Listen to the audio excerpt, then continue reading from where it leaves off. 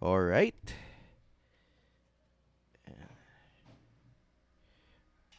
All right. Hello, hello, hello. Ayan, no? So, good morning. And good morning, everyone. Hello. Ayan. Okay. All right. So, and guys, good morning, everyone. Ayan, no? So, I'm not sure if you can hear me and you can see the screen, guys. So, this is the first time that we are using this platform po. Ayan, no? So, may I know, guys, no, if there are students watching the session, if you can hear me. Ayan. Dinig po ba? Alright, no? So, ayan.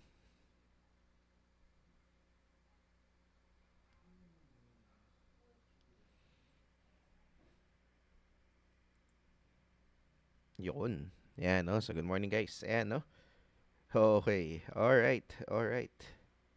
Nice, good, no? Dinig po ba? Alright, no? So, okay. Ayan, no? So, this is the ano no, this is the lecture series natin no for the ano no for the ECE Essentials. So actually I'm streaming this currently on the YouTube channel of the ECE department. So, yeah. Yeah, no. So this is the initiative of the department no to have some of the lectures no online. Yeah. For the ano no, for the yan para yan ma-record din siya. Ayan. Kasi ano yun, no? Some of the students, yan, no? So, they have something to refer to, no? Whenever they want to review something. Okay? So, yan, naisip natin na gamitin natin itong platform na ito, okay, for the lectures that we have. Ayan, no? So, yeah, I think, yeah. Okay, no? So actually, guys, no, the transmission lines. So this one, we already covered no, on our on-site classes. We will just repeat this, no, so to have the recording of the session. Okay. Also, I have added some other new materials, no, within the subject also. Okay. Ayan, guys, no. Okay, sige, no. Yan. All right. Okay, no. So, yan. Ayun guys, no? So I think we can start the session na, no? So don't forget to like the session, guys, to mark your attendance. And yeah, let's go. So, electromagnetic field theory, no? So first, ano natin, topic is transmission lines. Okay, so game. Let's start. Let's start, guys. So, now guys, no, we have the ano no, we have the transmission lines, okay, circuits and parameters. So what is a transmission line basically? Okay?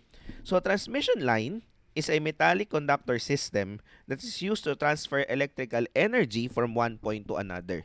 So we know guys that this is the definition no ng ano no. So this is the definition of a transmission line, okay? So the idea is that ang pinaka-job niya is mag-transfer ng electrical energy from one point to another. Okay, guys? So, in this particular case, no? So, let's say this is the source. Ito yung source natin. Yan, so, this is the source. Okay, and this is the load, basically. Okay? So, the goal is that the energy coming from the source, matransfer natin sa load. Alright? So now guys, no, this one, ito yung tinatawag nating transmission line, no? So TX line yung ginagamit nating tawag dito, shorthand term for it. Okay? So this is the transmission line basically. Okay? So the main job is the transmission line is the energy coming from the source is mapunta sa load natin. Okay? Mapunta sa load natin. All right. So, and of course, no, syempre, if we want to transfer energy, okay, from the source towards the load, we want that all the power that we want to transmit, matransmit natin 100%. Okay? Lahat ng gusto nating intend natin na matransfer is makakarating sa load. So if that's the case guys, no, there's a very specific condition para mangyari 'yun. Okay, no? So para mangyari, no, para magkaroon tayo ng maximum power transfer, okay? So for us to have, no, the maximum power transfer, so dapat po ano guys, yung Z sub O natin, okay, which is the characteristic impedance discuss natin later on, okay, dapat equal guys sa load impedance. Okay? Ayan, no? So yun yung parang pinaka main idea na tatandaan niya dito. Yan. For maximum power transfer, dapat yung impedance ng transmission line natin, okay, yung Z sub L natin should be equal sa Z sub O. Okay? Yan, no? So dapat masusunod yung condition na yun. Alright? Now, ano yung Z sub O, ano yung Z sub L, we will be discussing that, no, all throughout the session, no? Yan, di-discuss po natin siya. Okay. So, let's start answering questions, guys. So, number 1, question 1. Calculate the minimum length of a pair of conductor to be considered as a transmission line if its operating frequency is 800 megahertz. Okay. Is 800 megahertz. So, what will be the solution, no, for this problem, guys? What will be our solution? So, paano natin isosolve po, no? So, what will be the solution? Okay. So, for this one, guys, no, yan, there's a minimum length, no, ng conductor to be considered as a transmission line. So, what is the formula that we use for that? Okay, ano yung ginagamit natin? Formula. Yan, para dito. Yan, so for the minimum length, no, to be considered as a transmission line, so dapat ano siya, guys? Okay, lambda over 10. So that's the formula na ginagamit, guys, no? Dapat lambda over 10. Sir, ano po yung lambda? Okay, lambda is ano po? That is the wavelength. But remember, guys, no, the wavelength pagdating sa transmission lines, okay, later on we will know that it's not C over F. Okay? Ayan, hindi po C over F, no? So mamaya di-discuss natin ano yung ano, no? Ano yung actual na formula, no, ng wavelength pagdating sa transmission line. But for now, okay, since wala pa tayo doon, okay, let's check muna, no, kung C over F siya. Okay, kung C over F talaga. Okay, no? So I mean, kung C over F muna yung gagamitin natin. So we have C over F, no, for the for this one. Okay, divided by 10. Okay, divided by 10. So, ano yung C natin? That is the speed of light. 3 times 10 to the 8. Yan. Yan, divided by the frequency. Ano yung operating frequency natin? So, according sa problem, the operating frequency is 800 megahertz. So, 800 times 10 to the 6. Okay? Divided by 10. Okay. Sige nga, guys. Come on. So, what will be the value, no, of the minimum length, no, to be considered as a transmission line? Sige nga, guys. Come on. So, help me. So, we have, okay, no? So, we will have, you know, so kindly check if this is correct. We have 37.5 millimeters. 37.5 millimeters. And our answer is option, oops, sorry. So, our answer is option A. Option A is the answer. Alright. And option A is the answer. Okay. Sige. Next. Alright. Alright. Okay, no? So, question number 2, guys. Yeah. Yeah, thank you. Question number 2. Okay, I mean question number 2 is the next topic, no? So, we can also, ano, no? We can also classify, no, transmission line, okay, based on, okay, two different types, no? So we have two types of transmission line. So the first one is the balance or differential. So kailan malalaman if a transmission line is balance or differential? So malalaman natin yun, guys, no, kapag meron siyang ano, two conductors. This is a transmission line consisting of two conductors of the same type. Okay, each of which have equal impedances along their lengths and equal impedances to the ground. Actually, hindi lang naman two conductors madalas, no? But it's not restricted to two conductors. So, basta even. Okay, even number of conductors pwede.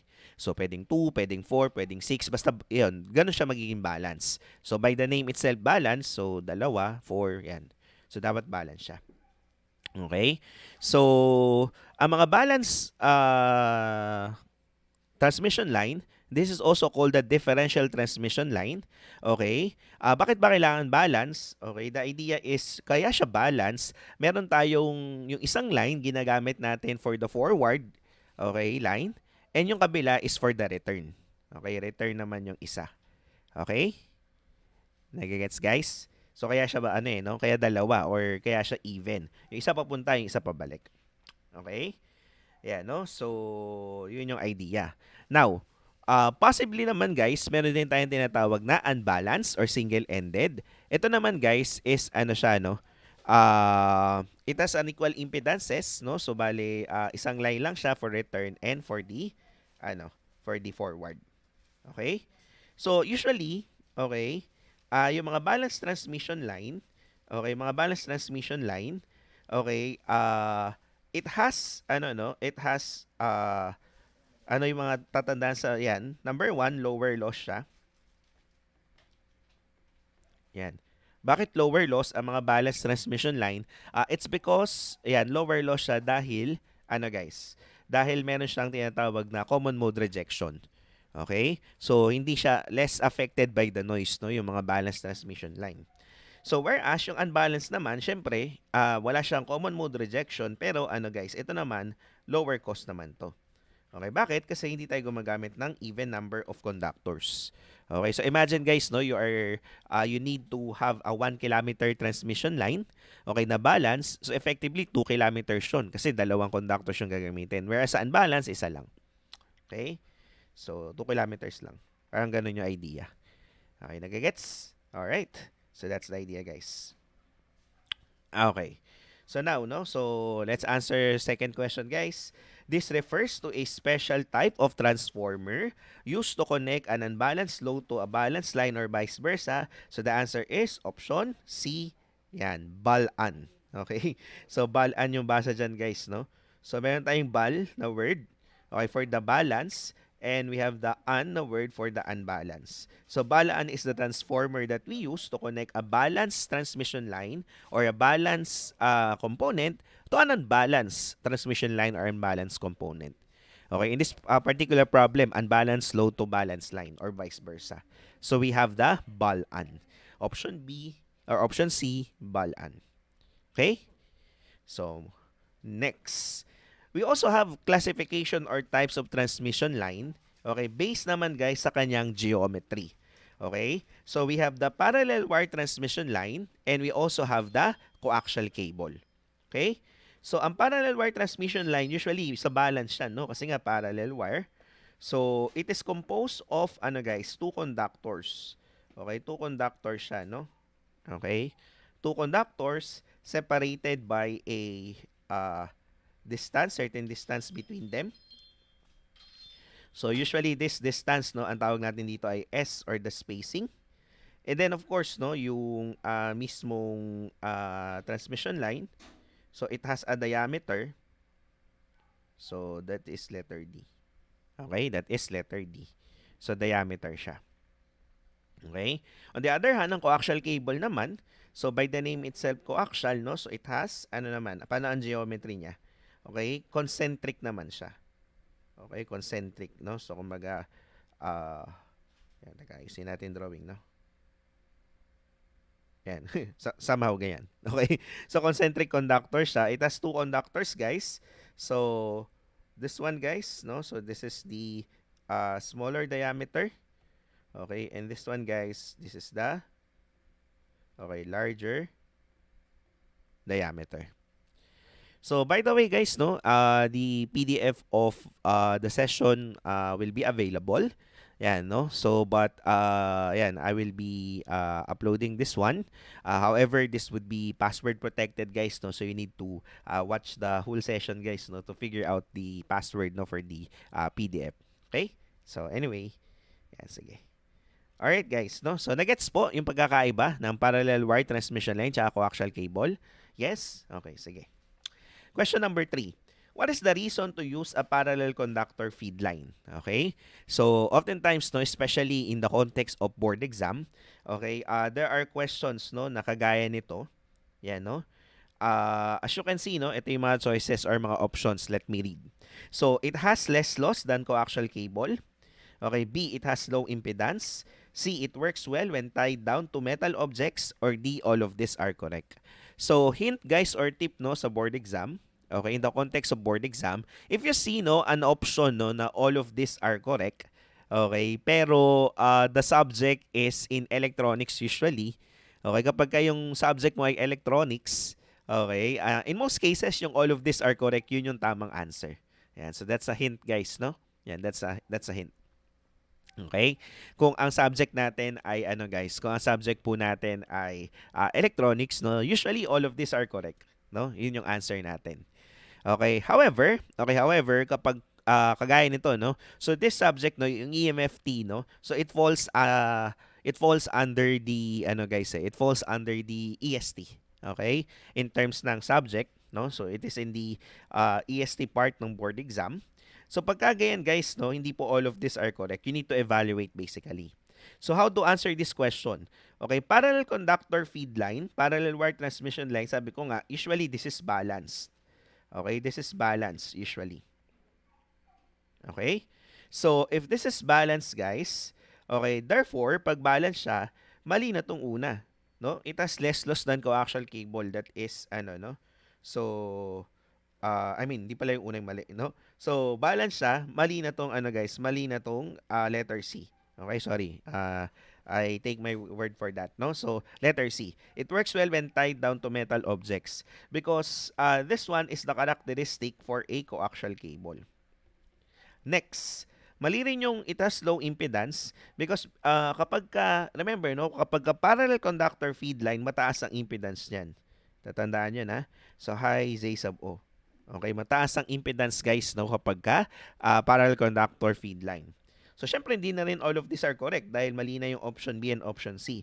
So the answer is option A. It has less loss than coaxial cable because sabi nga natin, this is balanced. Okay? Balance po siya. So dahil balance siya, okay no? Dahil balance siya, tawag dito, it has less loss than coaxial cable. Alright? Okay, sige no? Ayan, no? So, okay, no? Ayan. So, I see a lot of students are here with us. So, sige, no? So, kindly, ano, no? Share the session, guys, no? To all of your, ano, uh, to all of your friends, friends, to all of your classmates. Ayan. Yan. So by the way, no, try to answer questions also no as we solve no for no so para ma-check nyo kung tama yung maging answer nyo kung sa mga naka-attend na ng lecture kung naalala nyo pa. Okay? At sa iba na kung ano no, kung bago pa lang, yeah, try to interact with your answers. Okay. Now, let's talk about next topic natin is the transmission line equivalent circuit. Okay? So we have a transmission line. Excuse. Siyempre, meron niyang ano guys, no, equivalent circuit. Okay? And as you can see on your screens, this is what we call as the transmission line equivalent circuit. Yung transmission line natin pala, no, so it is composed no with different components. So we have the R, we have the L, the C, saka the G. Okay? So R, L, C, and G. So ano-ano tong mga ito? So yung R natin guys, no? So yung R natin, okay? The R here, yan, the term for R, we call this as the series. Yan. Kasi naka-series no? So, series resistance. Yan. So, because yung drawing niya naka-series, no? So, yung L natin, this is the series inductance. Series inductance. Yan yung term natin, no? Yung name mismo. Oh, yung C, okay, no? Oh, nakaano siya. Ano bang connection ng C, guys? Parallel, no? So, pero hindi po parallel yung name, no? Shunt yung ginagamit nating term. Okay, shunt capacitance.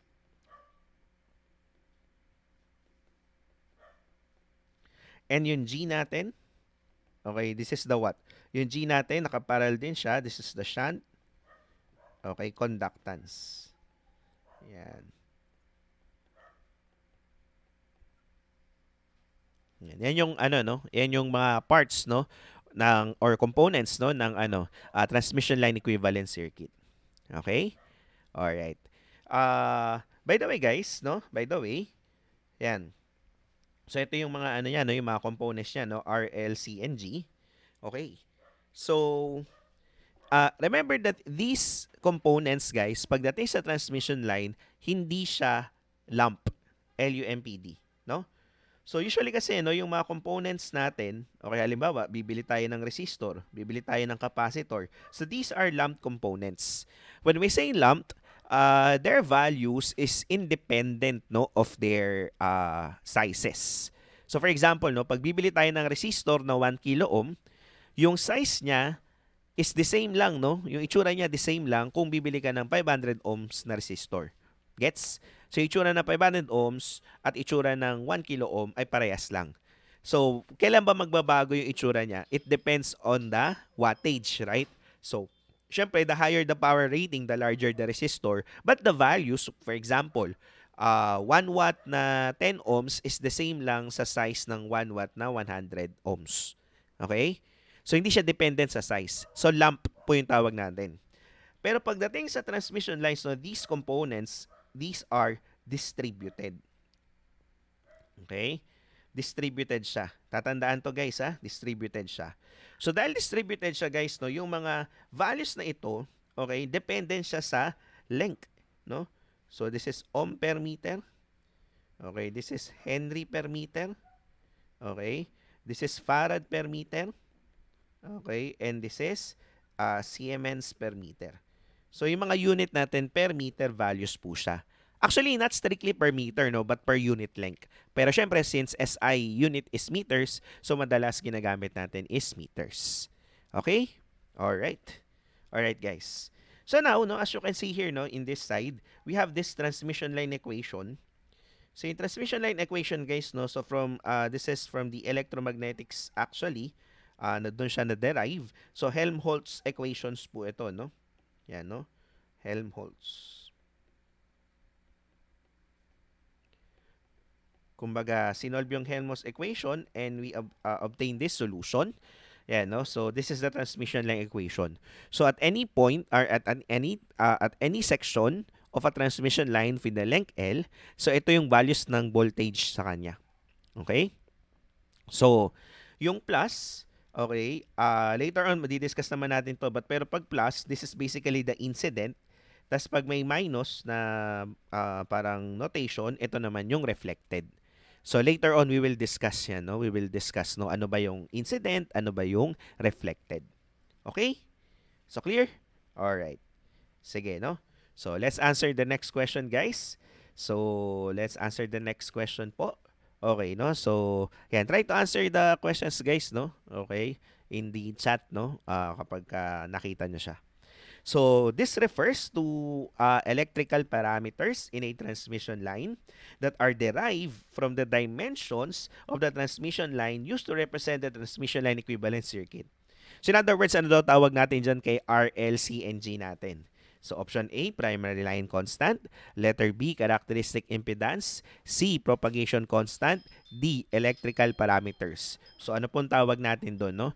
Yung sa mga parameters na R, L, C, and G. That is actually composing, okay, the transmission line equivalent circuit. Okay. Sige. So, come on, guys. Alright. So, ano kaya ang magiging answer natin? So, very good, no? So, the correct answer, guys, is, yan, very good, very good. Yan, very good, everyone. Yan, no? So, the correct answer, yes. Now, I'm reading a lot of correct answers. Primary line constants. Primary line constants. Very good, guys. Very good. So, these are called primary line constants. So, yung R, L, C, and G, ayan yung mga primary line constants natin. So, now, okay, no? Of course, no? We have a set of equations, no? Getting their values. Yan, no? So, ito po siya, no? So, nakasummarize in this slide. So, again, guys, no? Yan.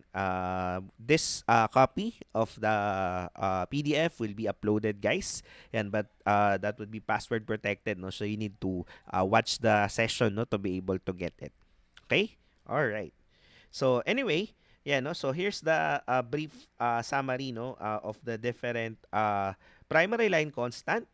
Okay? ano yung equation niya for parallel wire line, ano yung equation niya for coaxial cable. So by the way, no, for the shunt conductance, okay, zero yung assumption natin, but this is only true no for lossless. No, so again, later on we will discuss the concept of lossless. Okay? Lossless and distortionless, not really, no? So for lossless, no, that is the assumption. Okay? So for lossless transmission line, guys, pag sinabing lossless, the assumption is that the value of the shunt conductance is zero. Okay? Yan. Yan. Pero hindi siya palaging zero, no? Especially kung ang transmission line natin ay yung normal na transmission line as well as distortionless. So the value of the shunt conductance will not be zero. So some of the students gets confused with that, no? Yan kasi nga ang usually, okay, the value of shunt conductance is zero. Pero this is only true, no, if we have lossless transmission line. Otherwise, no, so may value po 'yon. Either ibibigay sa problem or we need to solve. Okay? Ayan. So, by the way guys, no, this table, okay, this is the commonly used values for the dielectric constants. Okay? Yan. So, commonly used values for dielectric constants.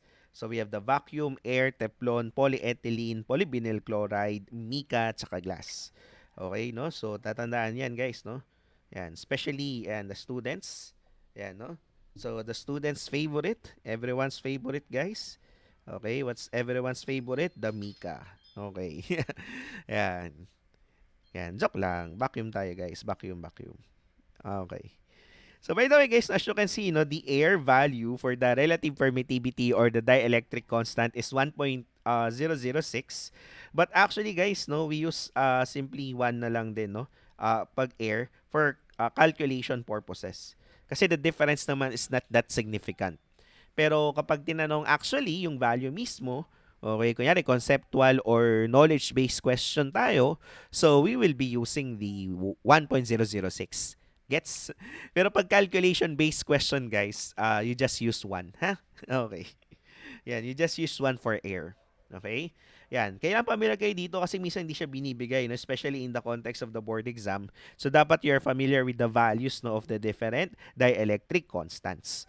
So, another term for the dielectric constant is the relative permittivity. Yun yung ER sa formula. Yun yung E sub R sa formula. Okay? Alright. Okay. Sige. So, let's try to answer some questions, guys. Yan, number 5. As the frequency increases, the resistance of a transmission line blank.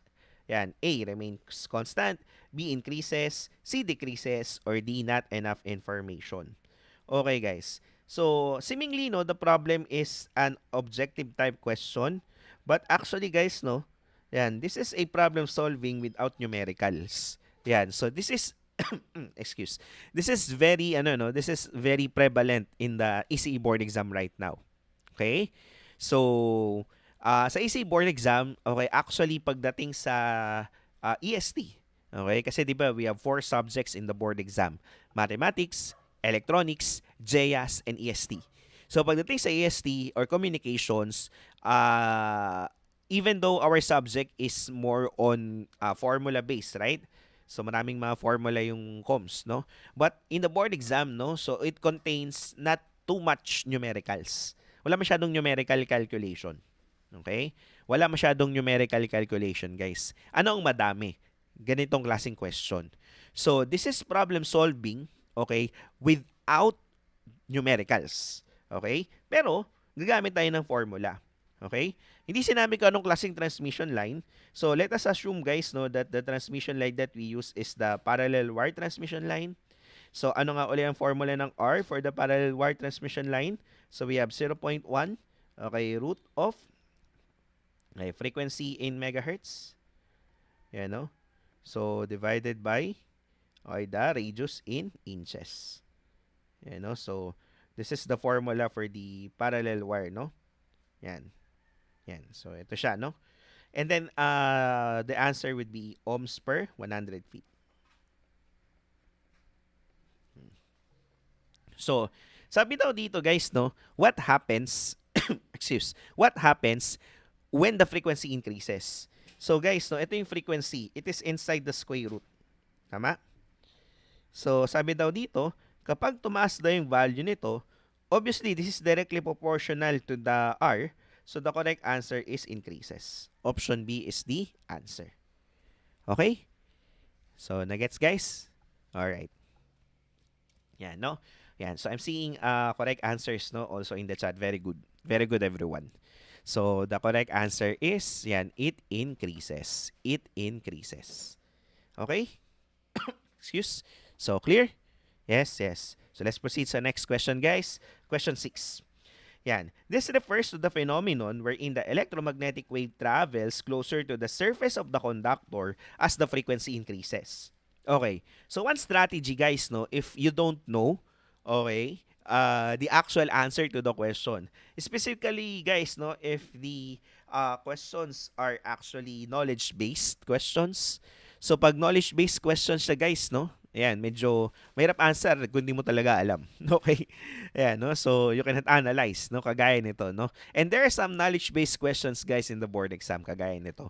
So, ano daw yung tawag doon sa phenomenon kung saan yung mga electrons daw natin, okay, ng electromagnetic wave, travel in the surface, no? Rather than the, ano, inside the conductor itself. Sa surface siya nagta-travel. Okay. So, yan. You can use context clues, right? Surface ang sabi. Surface of the conductor. So, pag-iisipin nyo, no? Ano ba yung surface ng conductor? Kumbaga, parang yung outer section niya, no? And the outer section, guys, we can think of it as the skin of the conductor. So, therefore, the answer is option D, skin effect. So, very good, everyone. Very good, no?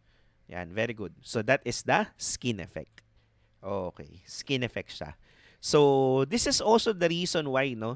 Yan, probably in your laboratory, guys, 'di ba? Okay? No? So, if you have I'm assuming that everyone have taken this subject, right? In the laboratory, probably one of the experiments that you did is to make an antenna.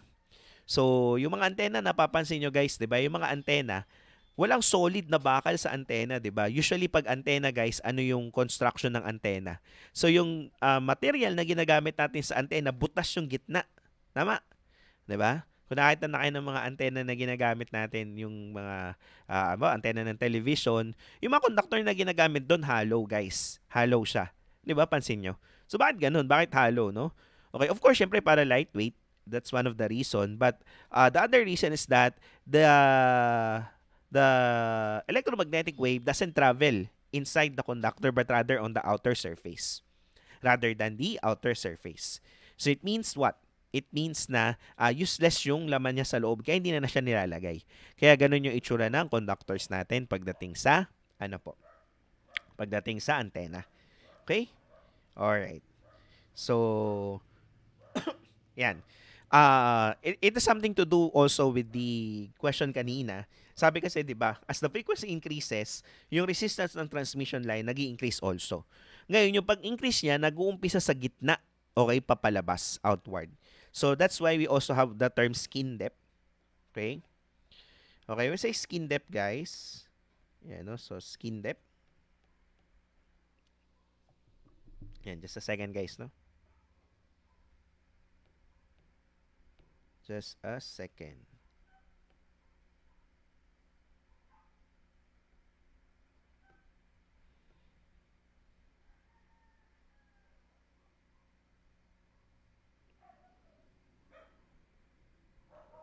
Yan, no?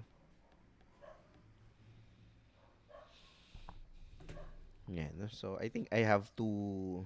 Yan, misa kasi, ano no? Yan, my apologies, no? So, medyo... Yan, nadi-disconnect yung pencil.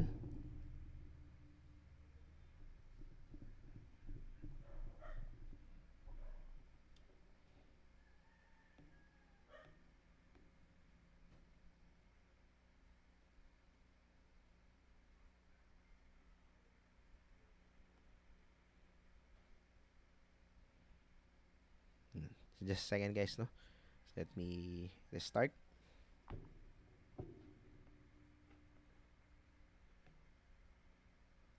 Yan.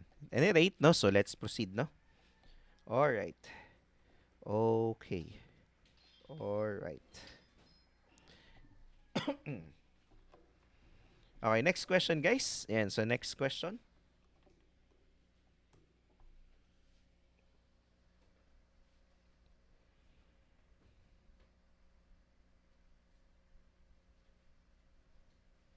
Okay. Number 7. So what happens to the shunt capacitance of a parallel wire transmission line if the conductors are moved farther apart? Okay, so what happens to the shunt capacitance of a parallel wire transmission line, okay, if the conductors are moved farther apart? Okay, so shunt capacitance daw ng parallel wire transmission line.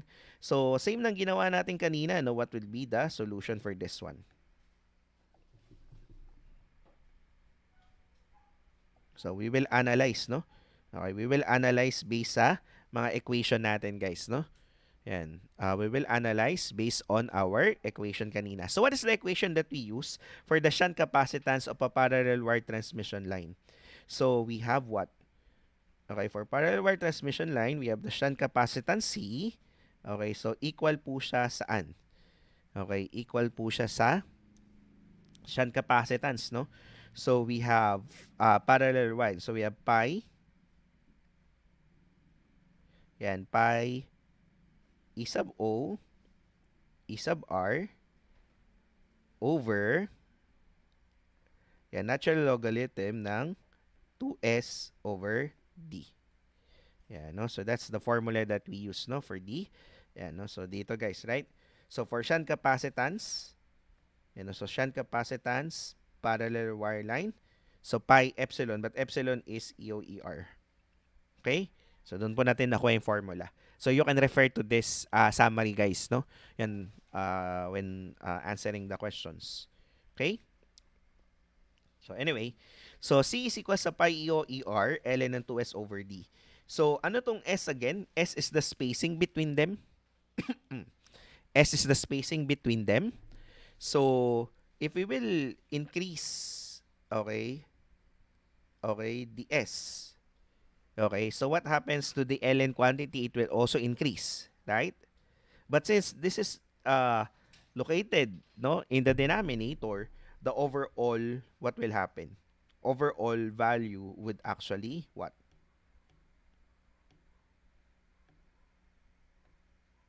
Yan. So kasi ano it will be moved farther apart, guys, no? Excuse. It will be moved farther apart.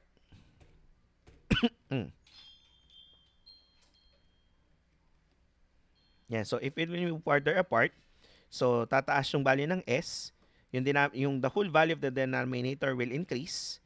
And if the whole value of the denominator will increase, the value of C will decrease. Okay? So option C is the answer. Option C is the answer. Okay? So very good, guys, no?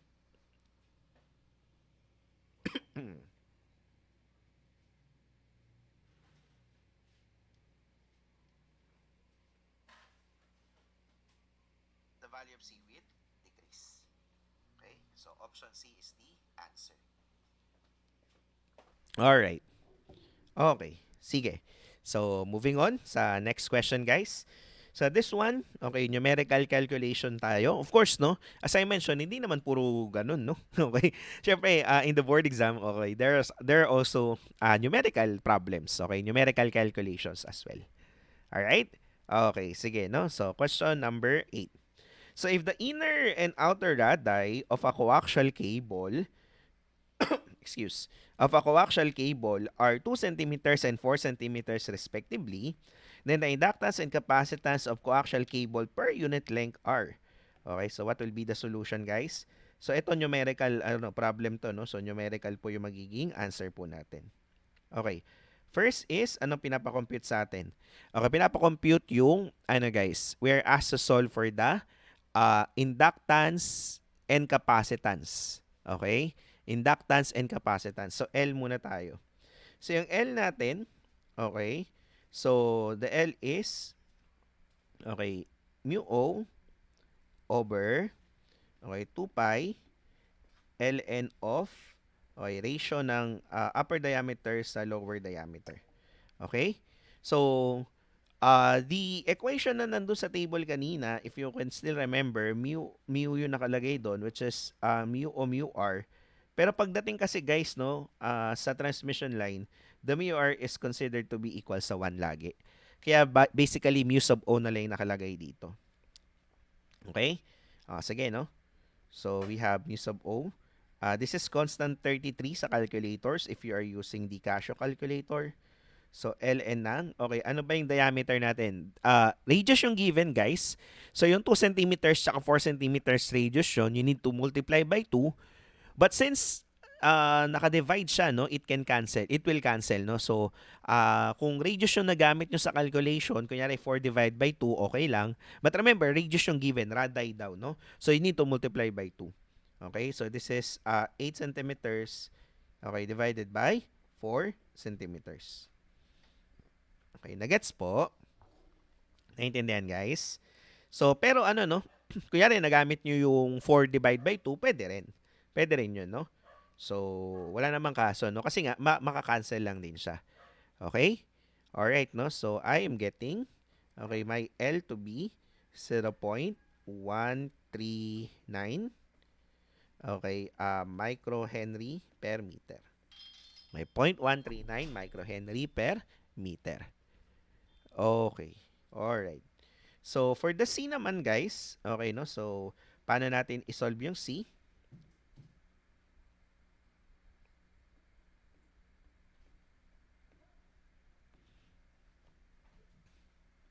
Yan. So, yung C natin, guys, okay, C, no? Anong formula yung gagamitin? Excuse. So, we will be using what? We will be using the 2 pi, okay, ER all over, okay, ln ng ano, guys? ln ng, okay, D over D. ln ng D over D. Alright. Alright, no? So, we have 2 pi, yan, E sub O, E sub R, yan, divided by, yan, ln ng, yan, 8 centimeters over 4 centimeters. Okay? So, yung ER natin, guys, pag walang sinabi, the assumption is that the dielectric is air. So, we can just use 1 here. Okay? Ayan. And the E sub O, guys, is constant. 32, no? Sa inyong calculator, no? Kung, yan. So, I am getting 0.08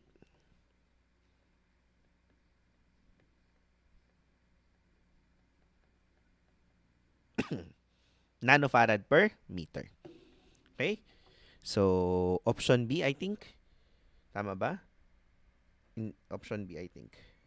Okay. Alright. Yes? Yes. So, pa-double check na lang, guys, no? If that is correct.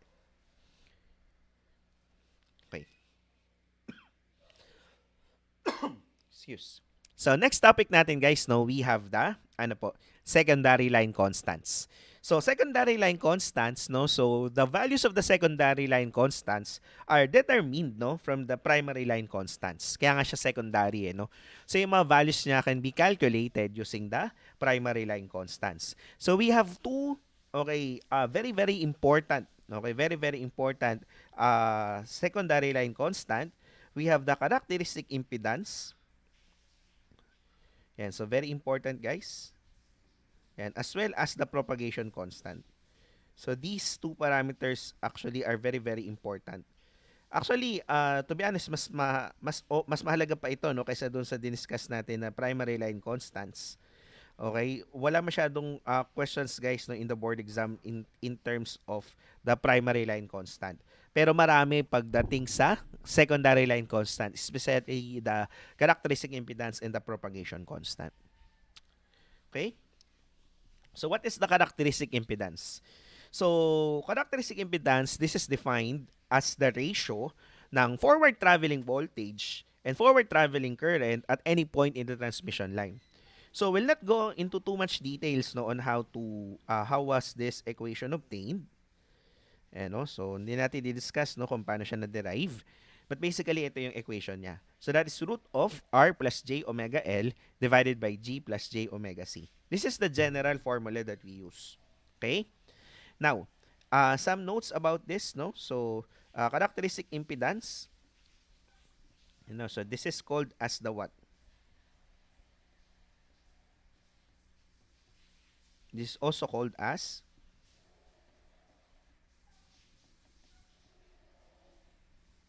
known as the surge impedance.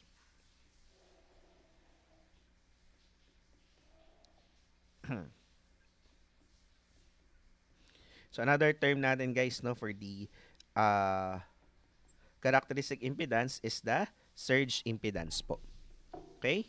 So yan, and as I mentioned no during the introduction of the session, okay?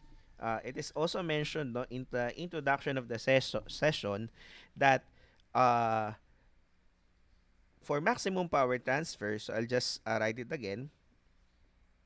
For maximum power transfer,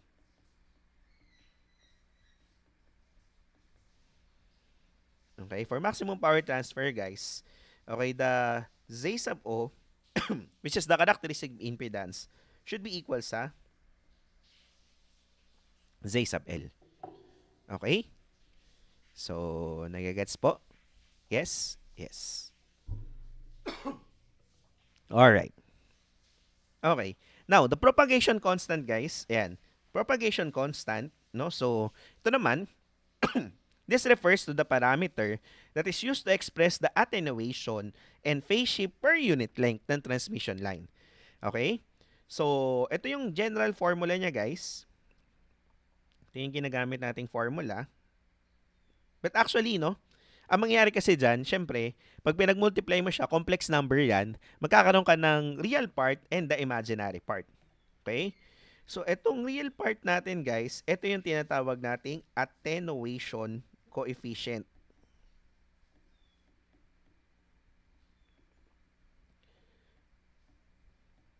Yan. Or attenuation constant in some other cases.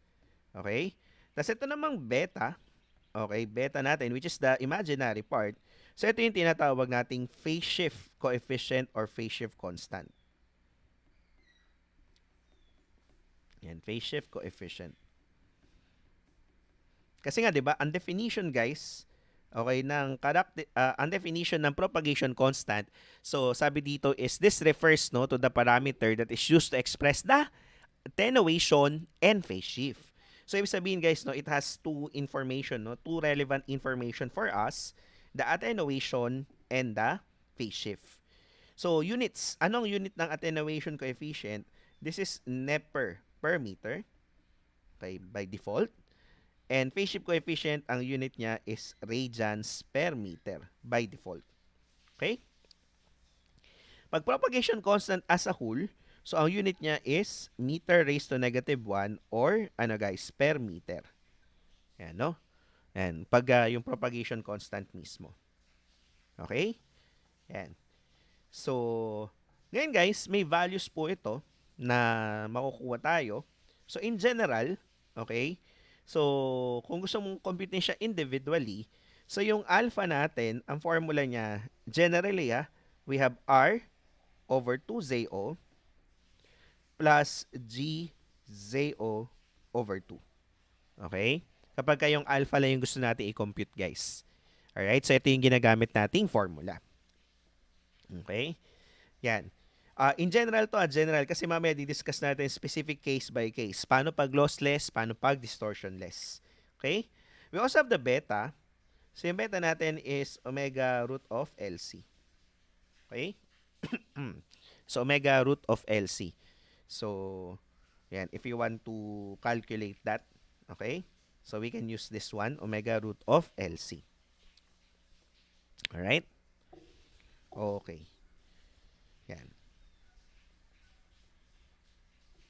Alright. So now guys, yun, no? So ito na yung na-mention natin, no? Kanina. May mga specific case tayo. Hindi natin madalas ginagamit yung mga general formula.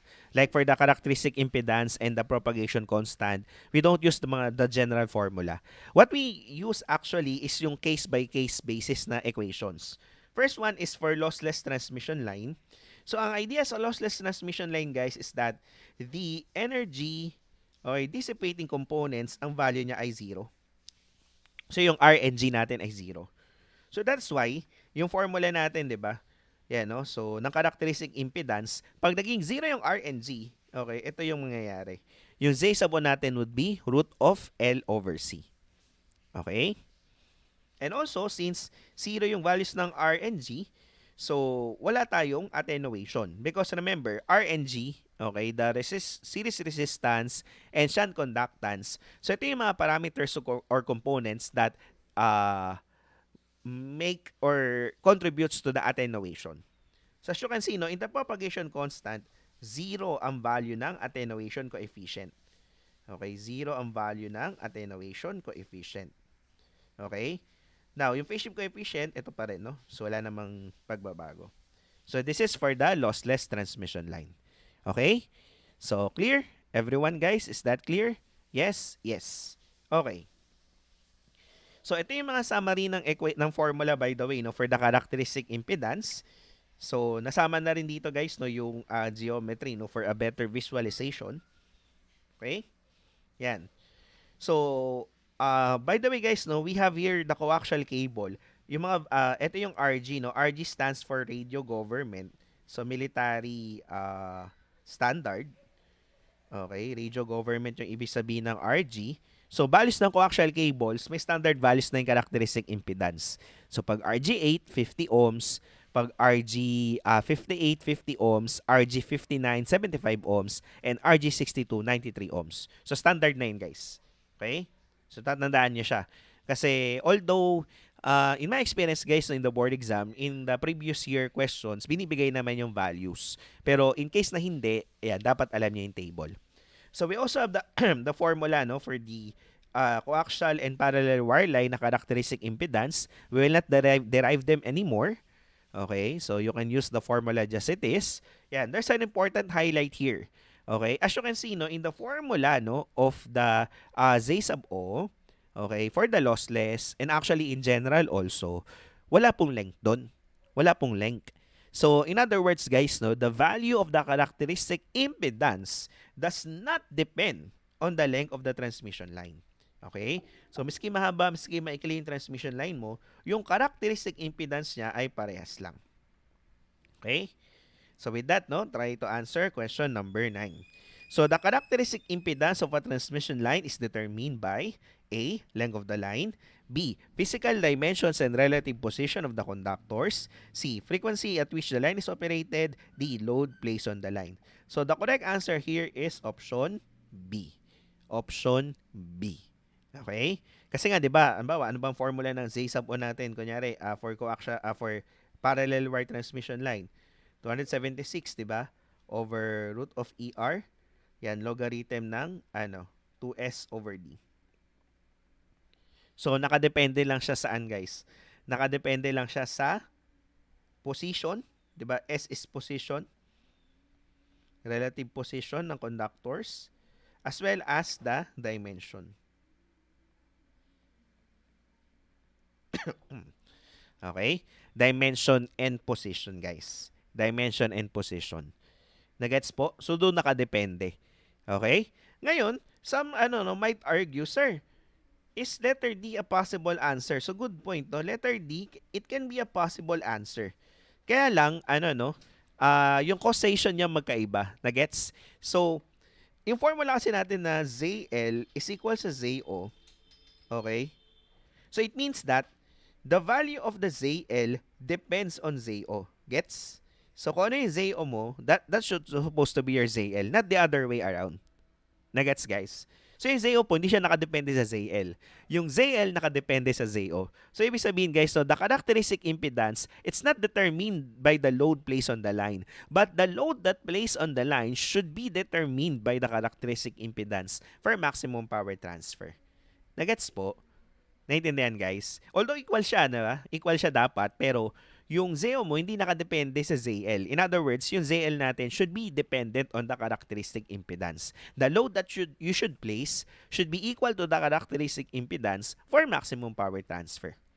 Okay? So, I hope you understand, no, kung bakit hindi option D yung possible na answer.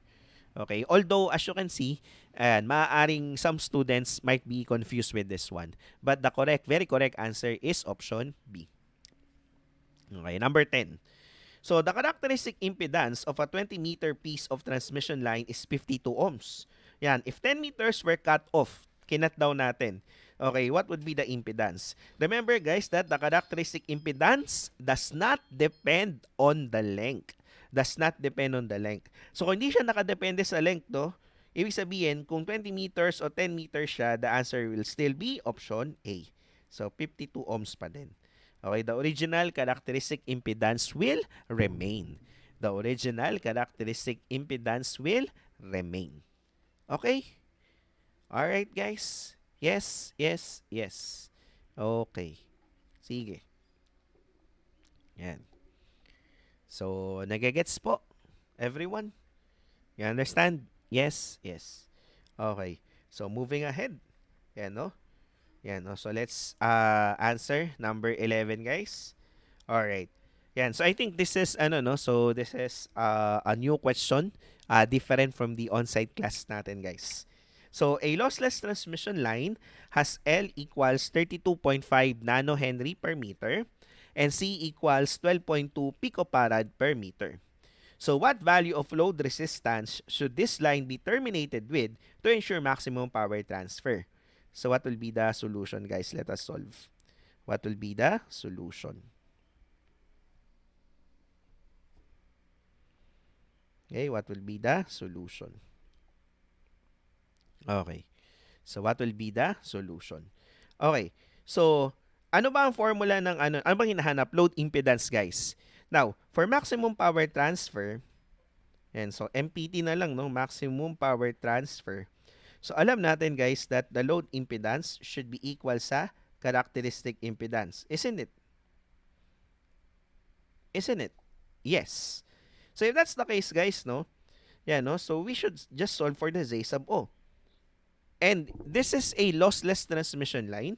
So, the formula that we use would be root of L over C. Root of L over C. Okay. Sige. So, now guys, we have square root ng, ano guys, yung L natin. So, ano yung L natin? So, yung L natin that is, 32.5 times 10 to the minus 9, guys. And times 10 to the minus 9.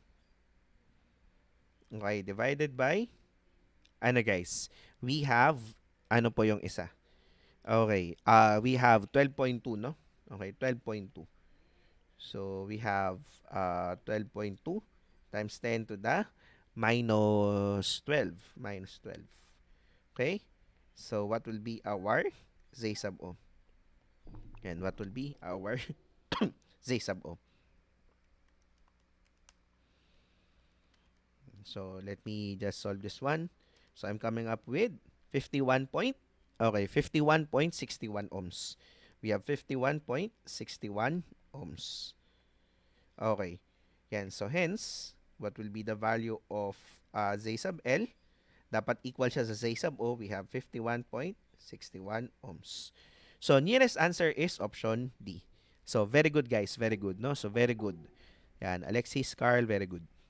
Okay, John Ray, very good. Okay, John Lloyd, everyone else, very good.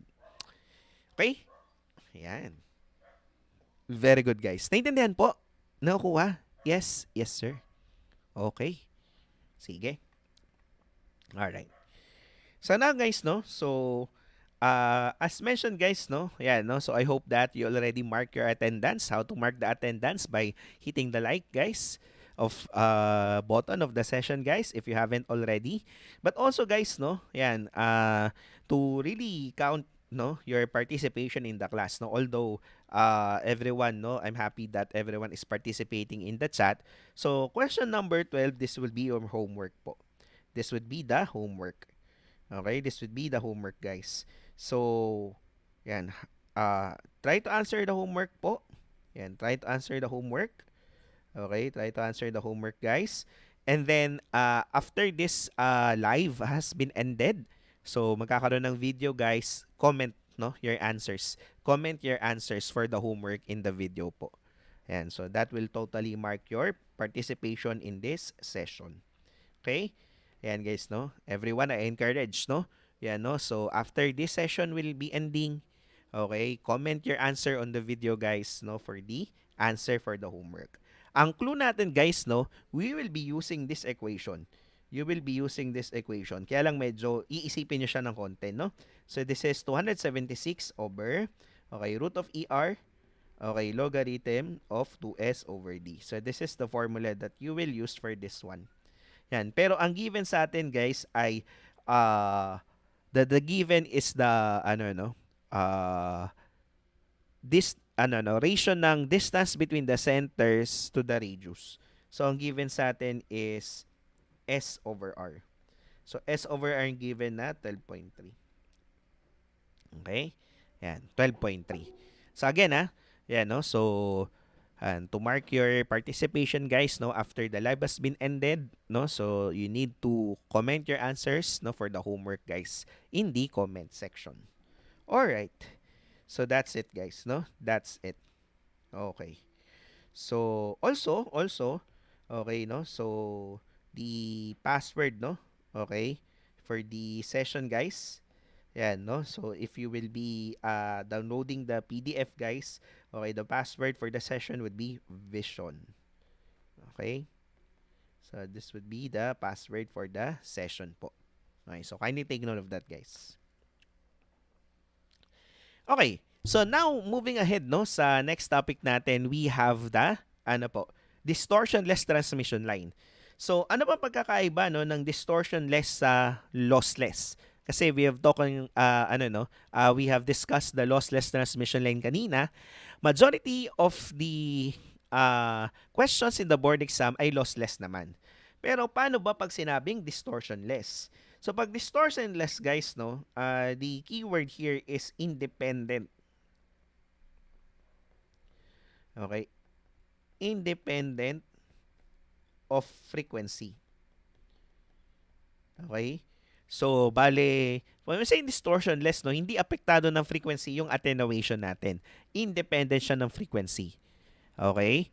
Yan. So, hindi siya apektado, no, ng frequency natin, guys.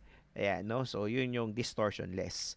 Now, we have here a relationship, no, na actually we can derive, okay, if distortionless tayo, no? But we will not derive it anymore, no? So, L over R equals C over G. We call this as the Heaviside condition. So, this is the Heaviside condition. Okay? We will not derive it anymore, pero yan yung relationship, no, for a distortionless. So, as you can see, no, we have the characteristic impedance, root of R over G. Now, sa propagation constant, look closely, guys, no? So, this is the propagation constant, right? No? So, kita nyo, guys, no, yung real part natin, hindi na siya 0. Yan, hindi na siya 0. So, may value na po siya. That is root of RG. Square root ng RG, guys. Okay, because sabi nga natin, pag distortionless, guys, okay, it doesn't mean na yung G natin is equal sa 0. Okay? So, yan, may value po siya. Okay, but of course, the phase shift constant pares pa rin. Omega root of LC. Omega root of LC. Okay? Sige, let's proceed, guys, no, to answer some questions. Number 13. A transmission line has a characteristic impedance of 50 ohms and a distributed resistance of 0.1 ohm per meter. If the line is distortionless, determine the attenuation constant in Neper per meter. So by the way, guys, no, sorry, no, I forgot to mention earlier, ano ba yung Neper? Okay, ano ba yung Neper? So when we say Neper, guys, this is similar to decibel. Okay, meron siyang value, no? So, side note lang to, guys, hindi to gagamitin to solve the problem.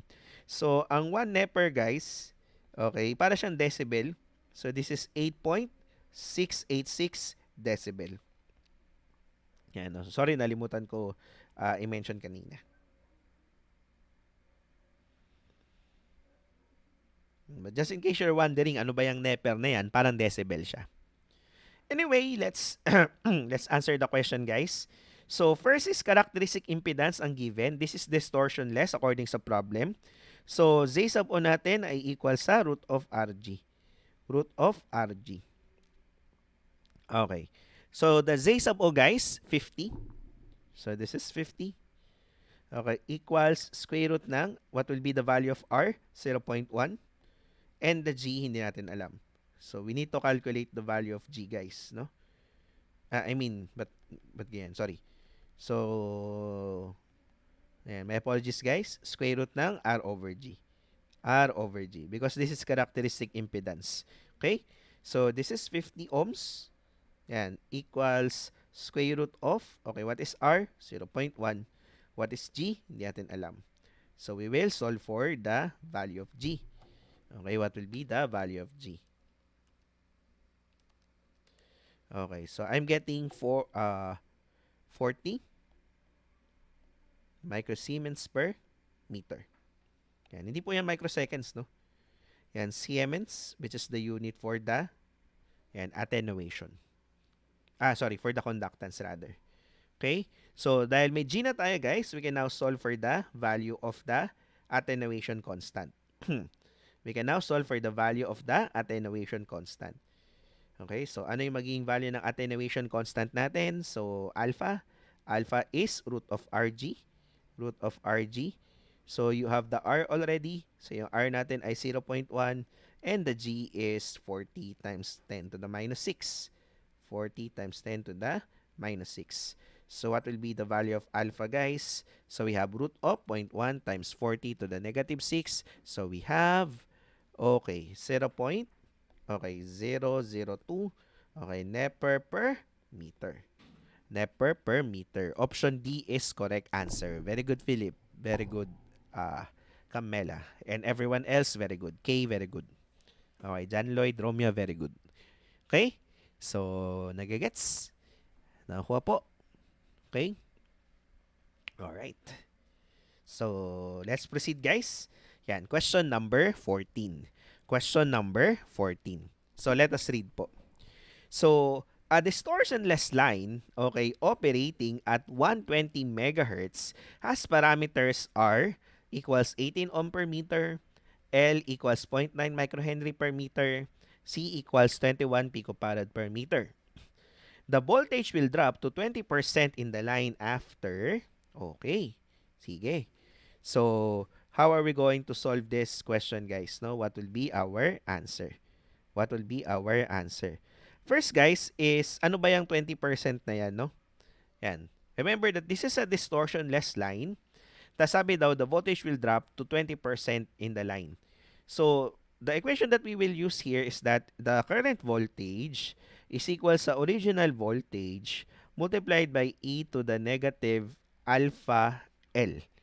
Yan, no? So, this is somehow a new equation, but basically this is from the transmission line equation also. Okay, kaya lang modified for the distortionless line. So, bali yung voltage daw natin at any point forward is equal dun sa source voltage e raised to negative the attenuation coefficient times the length. Okay? So, yung hinahanap sa problem, guys, ano daw tong length na to? What is L? Okay? We are asked to solve, no? Ano daw yung value ng, magiging value ng L natin? Okay? What will be the value of L? Okay? Ano yung magiging value ng L natin? Alright. Alright. So, now guys, yan, may mga how do we solve that? First is, may kulang tayo guys kasi kailangan natin ng attenuation, so we need the G, but ang given ay RLC lang, no? RLC lang. Okay, so gagamitin natin yung heaviside condition, which is yung R over G is equal sa L over C. So we'll be using this one. Yan, no? So we will use this condition, no? So we have 18, okay, over the G. Yan natin alam yung G. Yung L natin, L is what? Okay, yun yung 0.9 micro. So 0.9 times 10 to the minus 6. Yan. Over, guys? Over 21. Okay, 21 times 10 to the minus 12. Yan, no? So what will be the value of G, no? So we will solve first yung value ng G natin. So we have 0.9 minus 6, 21, negative 12. Yan. Yan. We have 420 or 0.42. Okay, millisiemens per meter. Okay? So that will be the value, guys, no? So pag sinolve po natin yung G. Pag sinolve natin equation. Now, since may value na tayo ng G, we can now solve for the what? We can now solve for the corresponding ano guys, we can now solve for the corresponding value of alpha.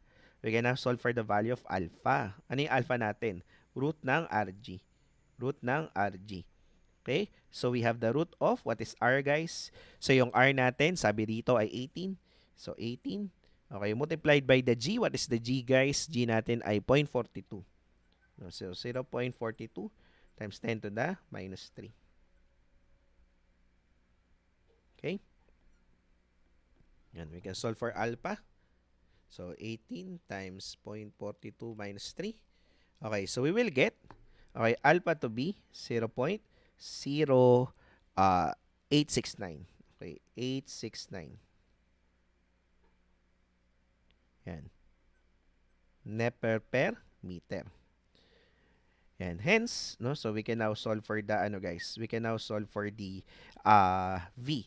Okay, by the way, no, ano ba yung sabi sa question guys? Sabi sa question is that the voltage will drop to 20% in the line after, okay, certain amount of time. Okay, no? So, magiging 20% siya. So, 0.2 daw to, no? So, 0.2 ng original, VO, equals VO. Okay, and then we have e raised to negative. Ano yung alpha natin? So, lalagay lang natin dito, no? 0.0869.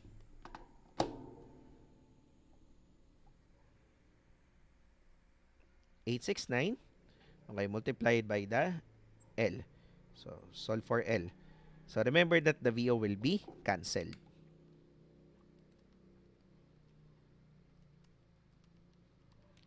Okay, so I'm getting 18.52 meters. I'm getting 18.52 meters. Okay, so closest answer, nearest answer guys is option B. Nearest answer is option B. Okay? Yes. Very good, Julius. That is very correct. Very correct. Yes. Okay. Okay, very good. So, naintindihan po. Nagets guys? Yes, yes. So, ganun lang ha. Yan, ganun lang po. So, moving ahead guys, no? Okay, we have the velocity factor. So, probably you have heard about the velocity factor, no? Yan.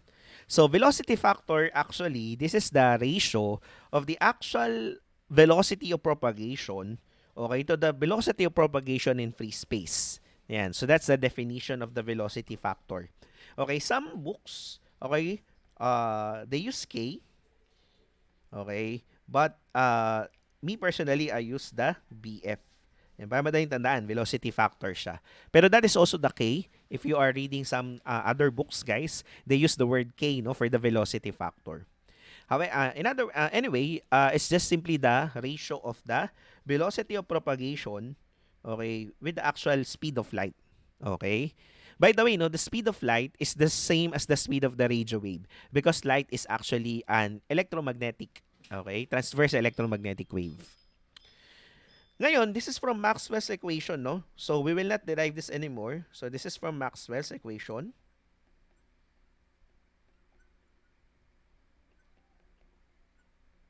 Yan. So, diyan siya nakuha. So, Maxwell's equation plus some derivation sa transmission line. Yan. I will not derive it anymore, but yung velocity of propagation natin ay c over square root ng ER. Now, if you combine these two, you will get this. And this is a very important result, guys. This is a very important result. Okay, bakit very important, guys? Because basically, no, as you can see, no, the velocity factor is dependent only on the dielectric constant. So, depende sa dielectric constant natin, makakompute natin yung velocity factor, and the velocity factor will actually dictate, no, the value of the velocity of propagation. Okay?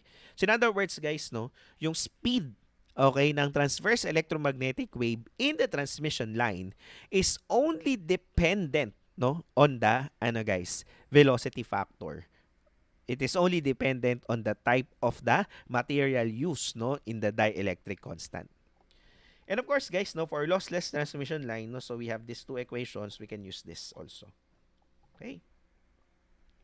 So, uppercase letter V, no? Sorry. Yan. Velocity factor. or velocity of propagation. Okay? So, anyway, let's answer some questions guys no para mas magets natin. So, the speed of the radio wave as mentioned guys is the ano po, same as the speed of light. Okay? So, baka matanong guys no, the actual speed of light, ano po yung actual speed niya or actual value niya? So, the actual value for the speed of light guys, if you're familiar with this, that is 299, okay, 792, okay, 458, okay, meter per second. So, 299,792,458 meter per second. So, that is the actual value of the speed of light. But of course, no, we will not be using that.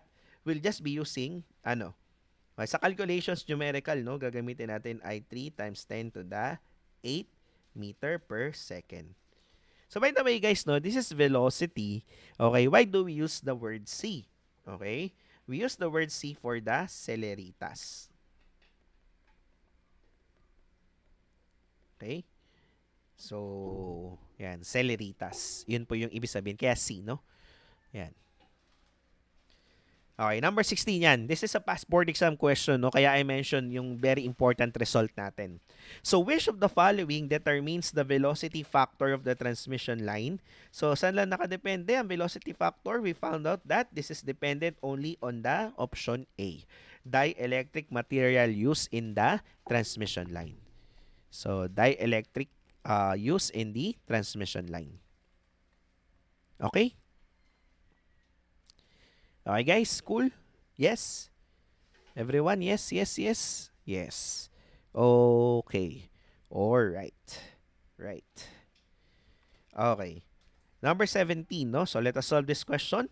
What is the typical velocity factor, okay, for a coaxial cable with solid polyethylene dielectric? Okay, what will be the solution for this one, guys? So, solve po natin. Solve natin, guys. Ano yung magiging solution natin? So, yan, velocity factor. What is the formula, guys? So, velocity factor, alam natin that is 1 over root of ER. Root of ER. So, ito po yung gagamitin nating equation.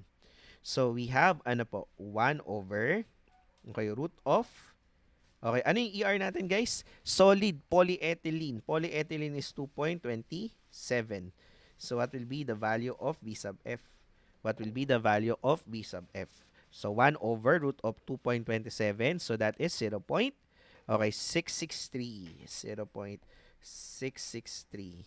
So, nearest answer is option A.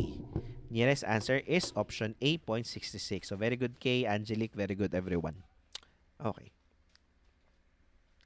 So, Ronald, very good. Yan. So, moving on, no? Number 18. So, calculate the velocity factor of a coaxial cable used as a transmission line with a characteristic impedance of 50 ohms. Capacitance is 40 picofarad and inductance equal to 50 microhenry per meter. So, actually, guys, yan, no? So, for this problem, no, the characteristic impedance, some sort of a blunder, no? So, yan. This is, sometimes happens in the board exam. Okay, minsan may mga information na na-encode na it should not be included. Okay? Yan. Because for the calculation of the velocity factor, guys, okay, what do we need is the BP, okay? Yeah, by the way, no, if this is a transmission line, is not, ang assumption, if it's not mentioned, okay, this is assumed to be lossless also. Okay? Tapos, hindi kasama yung characteristic impedance, di yun magagamit, guys. Alright? Okay, no? So, again, the assumption is lossless transmission line. Okay, and then, yan. Okay, okay? Clear, clear? Alright, lossless. Okay, anyway, so let us answer the problem, guys. So, what will be the solution? What will be the solution?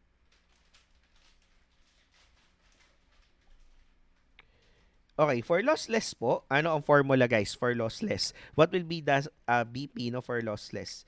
So, na-mention natin kanina, that is, 1 over root of LC. So, we can use this equation, guys, 1 over root of LC.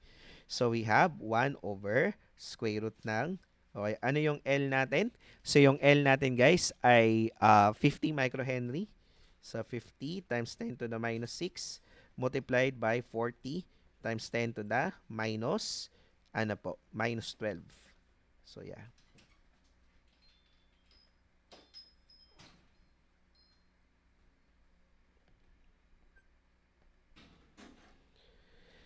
Okay, no? So VP. Okay, no? So calculate natin guys, no? So what will be the value of B sub P? So 1 over square root ng 50 to the negative 6 times 40 to the minus 12. So I'm getting yan, 22.36 times 10 to the 6. Okay, meter per second. Okay, next. So next natin guys, how to get the velocity na natin kanina guys, no? Ano yung most appropriate? So we have the velocity factor, okay, to be equal sa BP over the C. BP over the C. So yung BP natin guys, what is the BP po? What is the BP po? BP is yung kakakompute lang natin kanina. So that is 22.36 times 10 to the 6. Okay? Divided by, okay, 3 times 10 to the 8. 3 times 10 to the 8. O, sige nga guys, what is our B sub F po? What is our B sub F? Okay. So, yeah, I'm seeing correct answers now, guys. Very good, everyone. So, the correct answer is, okay, we have 0.074.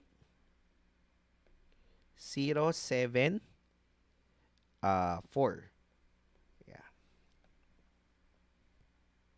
Yeah. So, nearest answer is option A. Okay, nearest answer is option A. Yan. Pwede yung diretsuin, guys, actually. Yan, you can solve it directly. Alright? So, clear everyone? Yes? Yes. Alright. Alright. Okay. Sige. So, let's try this one, guys.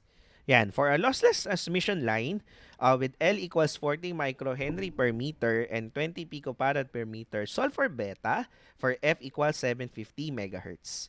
Okay, no? So, what will be the solution, guys? What will be the solution? Okay, so for this one po, okay, again, we need, ano ba ang formula ng beta? Formula ng beta is omega root of LC. Omega root of LC. Okay, no? So we have 2 pi F. Ayan, 2 pi F. Okay, root of LC. Ayan, no? So we have 2 pi. Ayan, F natin guys, it's given as 750 megahertz. So 750 times 10 to the 6. Yan. And then square root ng LC guys. So we have square root ng, okay, ano po yung L natin? So yung L natin is given as 40 microhenry. So 40 times 10 to the minus 6. Okay, and then ano yung C natin? 20 picofarad, 20 times 10 to the minus 12. Okay? Alright. Yan, no? So we have beta. Yan. So you have 2 pi times 750 to the 6 root of, ano po, 40 to the negative 12, yan, negative 6, sorry, times 20 to the negative 12. So, we'll be having 133.28.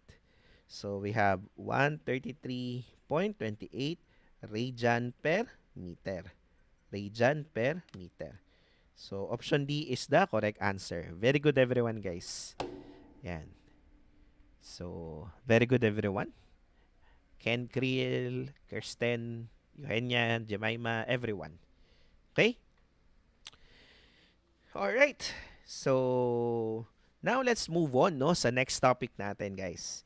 So, next topic natin, guys, we have reflection. Yan.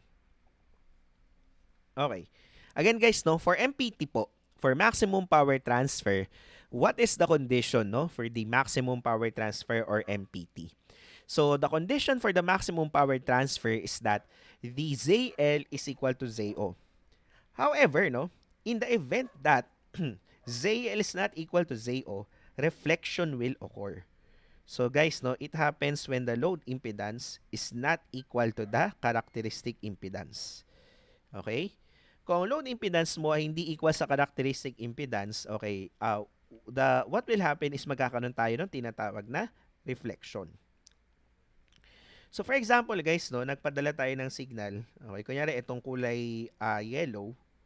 Yan. Ang tawag natin dito is the incident wave. Okay? Incident yung term niya, no?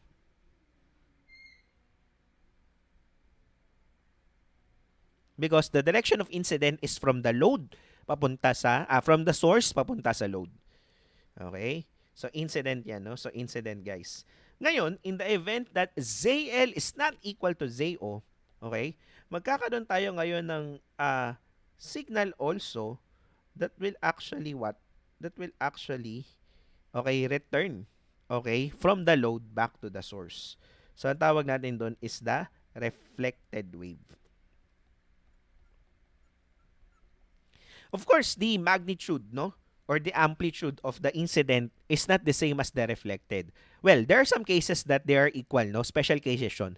But generally, hindi sila pantay. Siyempre, mas malaki yung incident kaysa sa reflected. Tama. Right? Mas malaki yung pinadala mo kaysa doon sa babalik. Okay? That's the idea. So, ibig sabihin, guys, no, you can get some quantities like its ratio. Okay? And that's what we call as the reflection coefficient. Basically, the reflection coefficient, guys, it is the ratio of the reflected wave or reflected voltage to the incident voltage. Nagigets po? But actually, guys, no, hindi ito yung madalas nating formula na ginagamit, no, for the reflection coefficient. So, ano yung ginagamit natin madalas? This one. Okay? Ito yung mas madalas na formula na gamitin. Sir, bakit po yan? Because, okay, we all know, guys, that the reflection is because the ZL is not equal to ZO. Yan. Since ZL is not equal to ZO, okay, we can use this, what? Equation. Okay. Yan. ZL minus ZO over ZL plus ZO. So, palatandaan ko dyan, the LOLO formula, no? Yan. Kasi LO. Diba? LOLO. Anyway, yan. So, ginagamit natin siya, no? Yan ang madalas na gamitin for the calculation of the reflection coefficient. Okay? Sige. Ngayon, no? Na-mention ko kanina, no? Meron tayong mga special cases. So, we have the special cases for the reflection coefficient. So, number 1 is for the match transmission line. Ibig sabihin, guys, no, yung ZL natin is equal to ZO. So, let us calculate, guys, no? Okay, ano yung magiging formula ng reflection coefficient natin? Gamit yung LOLO formula. We have ZL minus ZO. Okay, all over, guys? All over ZL plus ZO. So, kung equal yung values nito, guys, so equal daw, di ba? ZL is equal to ZO. So, pag dalawang value equal, sabihin natin, palitan natin ng ZL, that is ZL minus ZL, tama? Yan, divided by, guys? ZL plus ZL. So, I have 0 over 2 ZL. So, therefore, guys, no? Okay. Ano ang magiging reflection coefficient natin? 0. Okay. So, kapag ang ZL is equal to ZO, the reflection coefficient is 0. So, this is what we call as the matched transmission line. Okay, matched transmission line. Another term ng matched transmission line is the non-resonant line. Non-resonant. Okay, line. So, if you read these terminologies, they mean the same. Matched transmission line, non-resonant line, they mean the same. Okay po? Yan. Nagigets po. Naiintindihan, guys? Yes? Yes. Alright. Next. Okay, next condition is for shorted transmission line. What do you mean by shorted, sir? So, for example, guys, no, ito yung transmission line natin. Yeah, so, here's the transmission line. Ngayon, yung load na i-connect mo, short circuit. Hindi some sort of impedance. Short circuit. And we know, guys, no, that for short circuit, guys, ang ZL mo is equal to 0. The ZL is equal to 0. Now, pag ginamit natin yung LOLO formula, no, for the, tawag dito, reflection coefficient, yan. So, it doesn't matter the value of ZO, guys, no, kasi 0 na to, no, minus ZO over, okay, 0 plus ZO. So, the reflection coefficient is negative 1. Now, remember that this one is a vector quantity. So, we can write this as, 1 angle 180 degrees. Okay, 1 angle 180 degrees. So, this is for the shorted.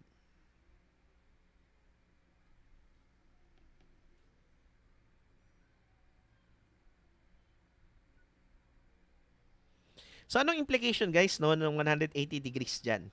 So, ibig sabihin po, no, okay, magkakaroon tayo ng phase inversion. Lahat ng signal na pinadala mo, babalik. Okay? All the signal that you will send, it will go back. Okay? All the signal that we send, it will go back. Okay? Babalik siya, guys. Now, yung pagbalik niya, 180 degrees phase shifted po. 180 degrees phase shifted po siya. Okay? Naintindihan, guys? Okay? 180 degrees phase shifted. Meaning to say, kunyari, nagpadala ka ng paano ba? How do we illustrate this? Okay. Kaya ang pinadala nating signal, no? So, digital signal na lang para madaling i-drawing. Pag ganyan. Yan yung incident voltage natin. So, incident to, no? Now, the reflected one, okay, will have the same magnitude, guys. Pero ano, phase inverted. Okay, pabaliktad na siya. Nagets po? So, kunyari ito yung 0, ito yung 5 volts. So, ito ay 5 volts. Ito ay 0 volts. Nagets po? So, ito yung reflected, no? Yung yellow.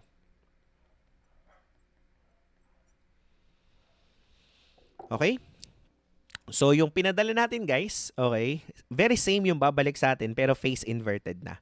Yun yung ibig sabihin ng 180 degrees na lumabas dyan, no? Sa shorted transmission line. Now, for the open transmission line, guys, okay, no? For the open transmission line, okay, yan, no? Open transmission line. And what will be the ano no? What will be the reflection coefficient no kung transmission line natin ay open. So pag open guys, yan, infinite siya no. So yung Lolo formula which is ZL minus ZO over ZL plus ZO, hindi natin magagamit directly. So gagawin natin diyan, i-multiply natin by 1 over ZL divided by 1 over ZL. Clear? Clear guys? Okay. So, what will happen now? Distribute natin. 1 minus 1 minus ZO over ZL. Yan. Divided by, ano guys?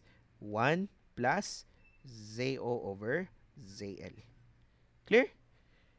Tama, di ba? Now, you are allowed to multiply 1 over ZL divided by 1 over ZL because the value of that is 1. Now, pag sinabshoot natin infinity, so 1 minus z sub o over infinity, and divided by 1 plus zo over infinity. I know this is not the formal way of writing this, no? Dapat may mga limit, etc. But I hope that you understand. The limit of anything divided by infinity, okay? Yung magiging limit niya, it will tend to become 0. This will tend to become 0. So, in other words, guys, no, the reflection coefficient, guys, ay 1. Okay, kapag open transmission line or okay, reflection coefficient is 1 angle 0 degrees. So in other words guys, no, kapag open transmission line, lahat din magre-reflect pabalik. All of the incident wave will be reflected pero without the phase inversion. Without the phase inversion. Okay? Without the phase inversion. Okay, no? So let us solve some questions, guys, so that we can understand. Okay, no? Number 20. So a communication system uses an RG58U. As I mentioned, guys, no, minsan hindi binibigay yung value niya. So dapat familiar tayo. Pag sinabing RG58, kahit hindi ibigay, dapat alam natin na 50 ohms po siya. Okay, transmission line terminated at a load impedance of 50 minus J25 ohms. Determine the reflection coefficient. Okay. So, what will be the solution, guys? Okay, solve po natin. Ano magiging solution natin po? Okay. So, we have, so, reflection coefficient, anong formula niya?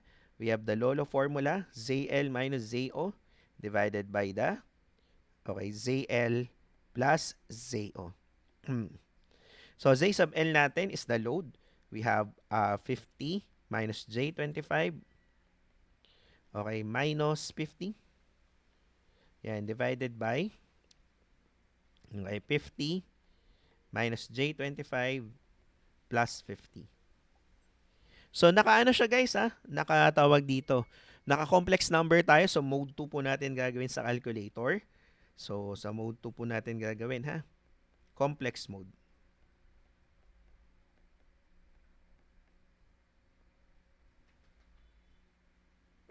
So, mode 2 or the complex mode guys.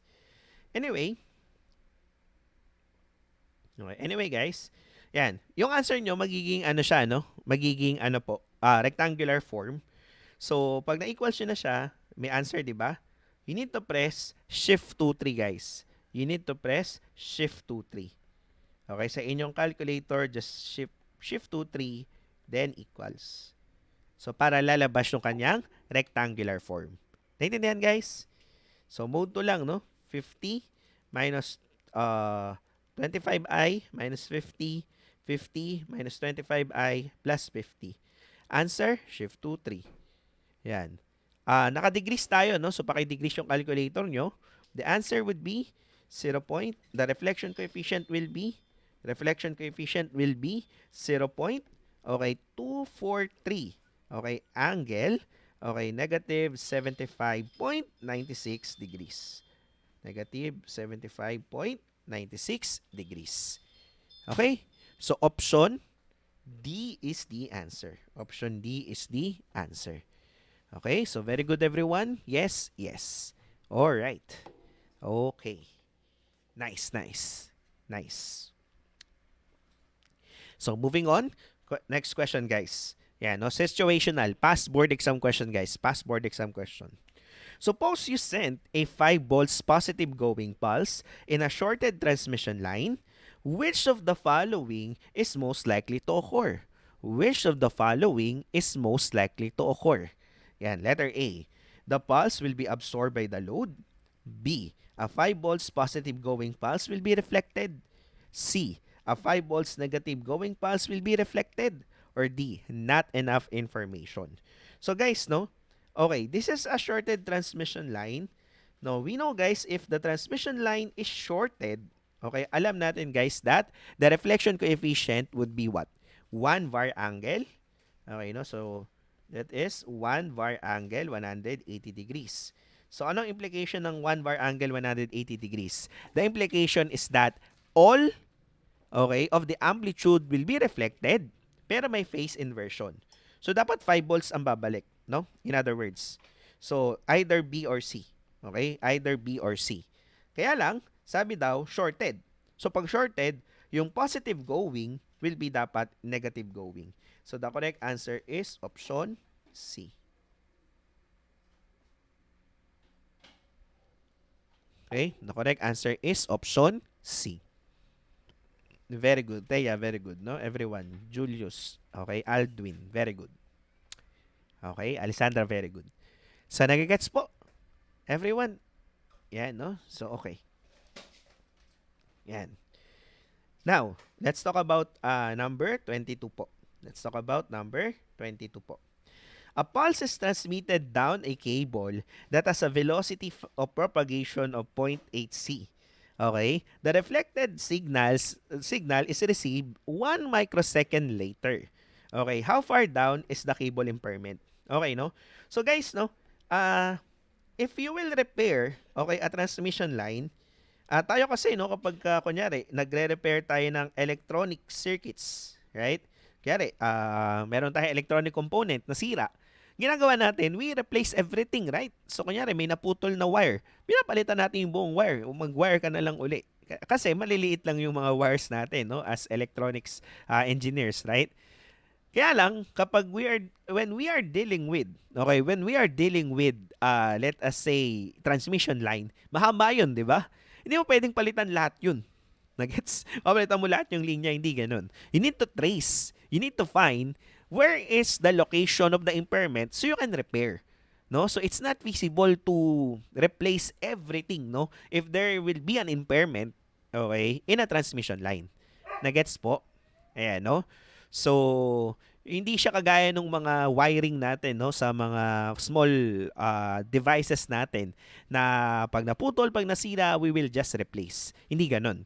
So we need to locate, no, nasaan yung impairment. So to locate the impairment, guys, no, we use a technique. Okay, we use a technique called as ano, no? Yan, optical. Yan. Oh, yan, we use the ano, no, optical I mean, sorry. Device pala to. We use the technique time domain reflectometry. Okay? So we use the technique, no, time domain, okay, reflectometry. Reflectometry.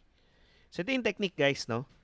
So the technique is the time domain reflectometry. Okay, we use the idea about the reflection na pinag-aralan natin kanina. Okay, using a device called OTDR. Yan, ito yung device na OTDR. Yan, no? So this is the device. Okay, OTDR stands for O is optical. Yan, time domain reflectometer. Meter na siya, ha? Kasi device na. Nagets po? Madami nagkakamali dun, ha? Yung technique is time domain reflectometry. The device is the optical time domain reflectometer. Okay, reflectometer. So anong idea sa OTDR? So meron kang OTDR, guys, no? So device siya. Okay, instrument siya. OTDR. Okay. You have the transmission line, guys. So here's the transmission line. Okay. Somewhere here there's a part na na-open. Okay? Somewhere may part na na-open, guys. So ang ginagawa ng OTDR, nagpapadala ng pulse, no? So it sends a pulse. Yan, padala siya ng pulse, no? Once it encounters an impairment, either open or shorted, 'di ba? The idea is it will be reflected back.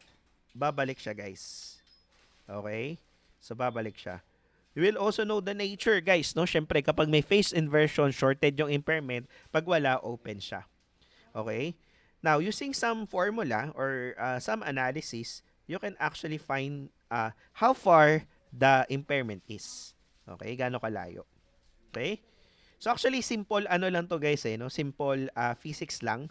So sa physics, no, how do we get the distance and velocity with respect sa time? Anong ginagamit natin? Tama ba sa physics, alam natin na from basic physics, alam natin that the time, okay, I mean the distance, okay, simply velocity times time. Tama? The distance is equal sa velocity times time. But the distance here, okay, the distance traveled is not L. Correct? The distance traveled is not L. Do you agree? The distance traveled by the pulse is 2L. Naiintindihan? 2L yung distance traveled. Sir, bakit po 2L?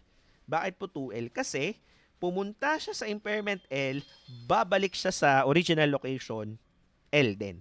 So 2L. And then the velocity is BP, and then we have the time T. Okay? So we have 2L is equal sa VP. Okay, what is the VP, guys? Velocity of propagation, 0.8c. So we have 0.8 or 3 times 10 to the 8. Okay, and then the time is 1 microsecond, right? 1 microsecond. So 1 times 10 to the minus 6. Okay? So what is L, guys? What is L?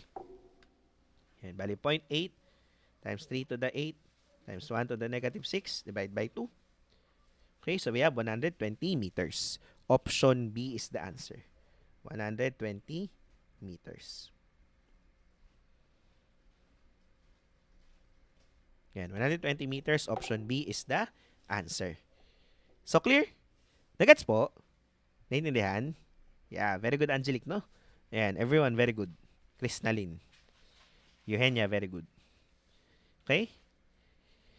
So, naintindihan? Elizer. Yan. Eliza. Tama. Everyone. Francis, correct. Okay? Alright. Now, standing waves. Yan. No? So, iniisa-isa na natin yung mga very important topics, guys. Okay, standing waves. So, when we say standing wave, guys, okay, pag sinabi nating standing wave, okay, so what is standing wave? So, standing wave, guys, is the interference pattern set up, okay, by the, okay, incident and reflected waves. Correct? So, let me redraw the illustration earlier, no? So, let's say, guys, this is your transmission line. And let's say, guys, this is the incident wave, no? Yung yellow. So, incident wave siya. Sabi natin, ZL is not equal to ZO, so magkakaroon ka ng reflection, so you have your reflected wave. Tama? That is the reflected wave. So you have the incident wave, you have the reflected wave. Guys, if you combine them, if you look at the waves, no, let's say on an oscilloscope or a wave viewer, okay, you will not see two signals. You will not see two signals. You will see, okay, the interference pattern form. So ang makikita nyo, guys, is actually a single signal only. Okay, a single signal only. Okay, let's say, guys, no? Yan. So, this one, mababa. Yan, mataas, mababa, mataas. Mababa, mataas. Okay?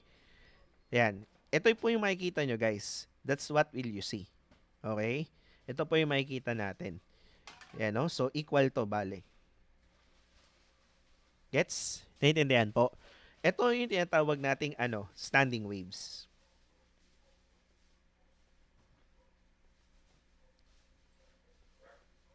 Okay? This is the interference pattern form, okay, by the combination, no? Okay, of the incident and reflected wave. Nagagets, guys? Ayan, no? So, ganun, no? Yan. Pero no, medyo mali ng konti yung drawing, guys. Yan, dapat mayroon sa baba, no? Wait lang. Yan, let me just move this a bit.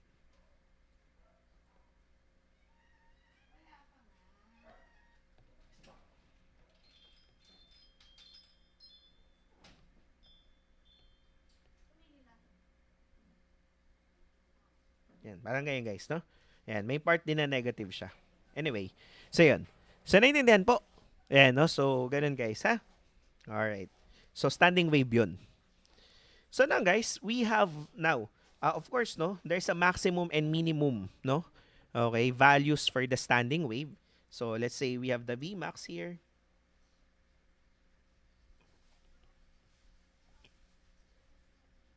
Yan, let's say this is the Vmin.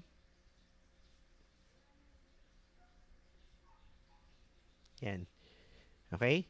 So now we can get the ratio, no? So ano yung ratio ng maximum voltage sa minimum voltage? Magnitude, no? Kumbaga. Magnitude ng maximum voltage, magnitude ng minimum voltage. You get the ratio? Okay? And that's what we call as the standing wave ratio. Okay? So standing wave ratio, guys. So standing wave ratio is defined as the ratio of the maximum voltage and minimum voltage, no, ng standing wave. And it is also called as the ratio or measure of mismatch, okay, between the characteristic impedance and the load impedance. So ito yung mga formula na meron tayo, no, in summary, no, na pwede natin gamitin for the calculation ng SWR. Sometimes this is called as VSWR to indicate na voltage po siya. Ratio ng voltage siya. Pero you can just use SWR, it's just the same. Okay? The general formula, Vmax over Vmin. Now, for resistive loads, guys, okay, pag purely resistive ang load mo, okay, the VSWR is the same as the ratio of ZO and the RL, or RL or the ZO. Depende sa magnitude, no? Kung ano yung malaki. Pag mas malaki yung ZO, nasa numerator yung Z sub O. Pag mas malaki yung RL, nasa numerator yung R sub L. Okay, guys? So, malinaw po. Very important, no? Very important result or formula. Okay? So ito yung matinong drawing ng SWR, guys. Ay ng ng standing waves, guys, no? As you can see in this figure, no? Bakit kasi yung pagkaka-drawing ko kanina. Yan. So yan yung yan yung kulay solid na black, that is the standing wave. Now, in relation to the in relation to the gamma, which is the reflection coefficient, so ito yung formula natin. Yan, no? So we will not derive this anymore, but yeah, it's the it's the equation. And of course, no, for the ideal values for the SWR, the ideal value ng SWR ay 1, the ideal value of the reflection coefficient is 0. So, huwag niyo po kakalimutan yan, ha? Ngayon, ideal yung value na nakalagay dyan, what will be the worst? Yan. What will be the worst value or worst value for the SWR? So, worst value ng SWR is infinity. Worst value ng reflection coefficient is 1. Okay? Yan yung mga worst case conditions. Yan, additional notes, guys. Okay? And of course, the power relationship, no? So, yan, sa on-site classes, guys, no? Yan, I don't know if you still remember the formula. Okay? Sa mga nakakaalam, guys, yan, nice, good, no? Yan, no? Yan, we will not do this in this class, no? Okay? Okay. So by the way guys, no, I think we'll be extending a bit, no? Kasi 'di ba this is supposed to be a 2-hour session but we will finish everything, guys, ha? Okay. Ayan. Anyway, let's try to answer, no? Question number 23. So determine the SWR of a transmission line, okay, with a reflection coefficient of 0.714 var angle negative 32.54 degrees. Okay, so what will be the solution, guys? What will be the solution? Okay. Don't be confused with the equation that we use na nakasulat kanina, no? So, sa SWR, guys, okay, to calculate this, we will use 1 plus the magnitude of the reflection coefficient over the, okay, 1 minus the magnitude of the reflection coefficient. So, don't include the angle. Don't include the angle. Okay? So, kumbaga, 1 plus, ano po, 0.714. Yan. Divided by, ano guys, 1 minus 0.714. Okay? So, hindi po kasama yung angle dapat. Naintindihan, guys? Nagets po? Okay, no? So, what will be the result? Yan, no? So, I'm getting 5.99.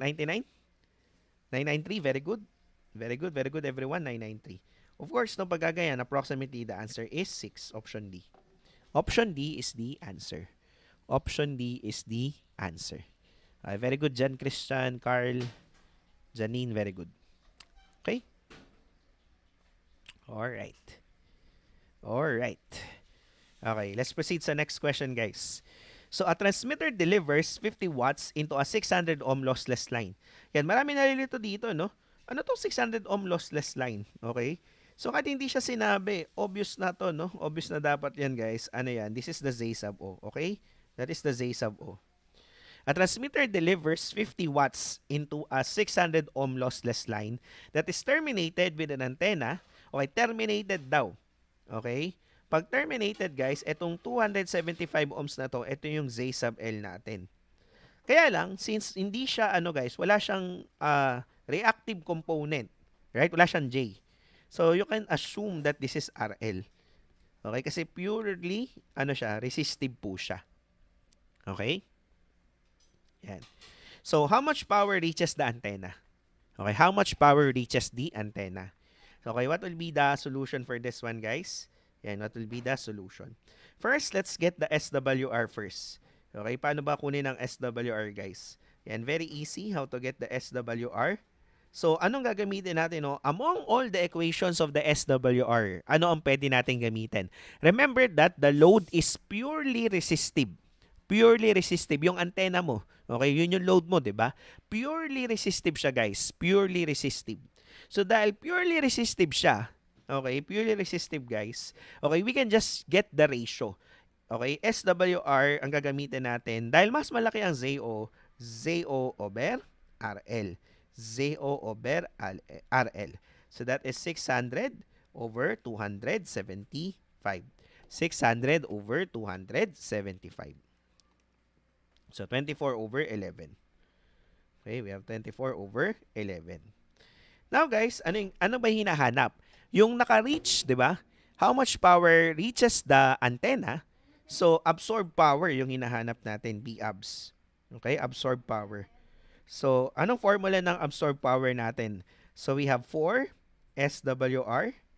Ayan, no? Over, okay, 1 plus SWR quantity square P incident. Ayan, no? So, if your formula with the I swear formula, no? Yan yun, guys. Okay?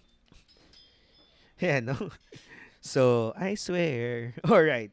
So, anyway, so we have what? Okay, ano yung SWR? 4 times, 24 over 11. Yan, divided by, guys? Divided by 1 plus, okay, 24 over 11 quantity square multiplied by the P incident. So, yung incident, yun yung dinedeliver. So, in this case, 50 watts. 50 watts. Okay?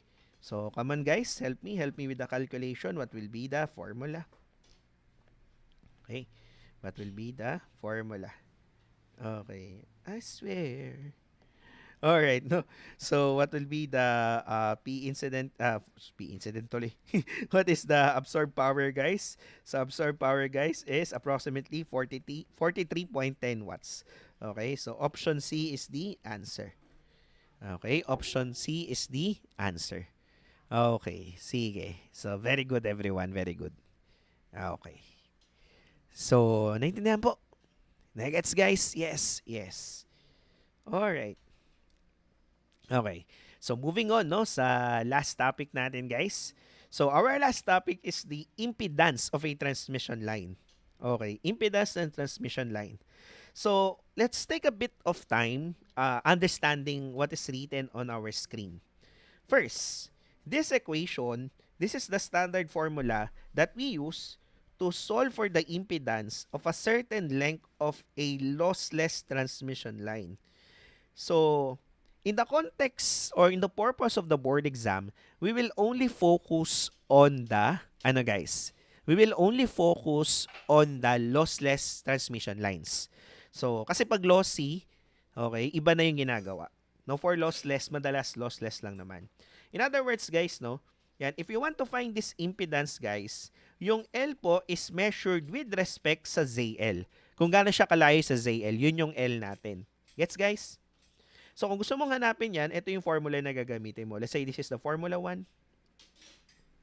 Okay? So, you will use the formula 1 to solve for the impedance that you can see here.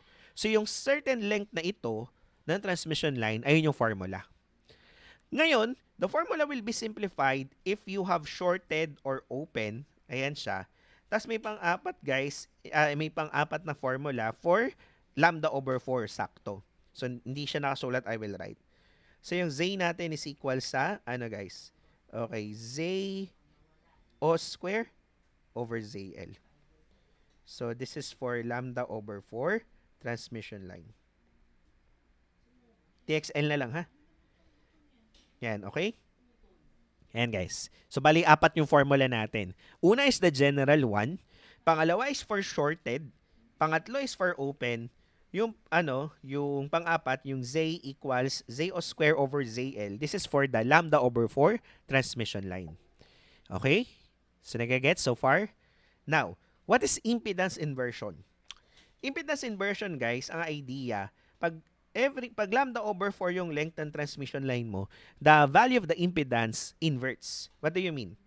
Kunyari, this is high ZL, no? So, high ZL siya. After lambda over 4, magiging low ZL na siya. Gets?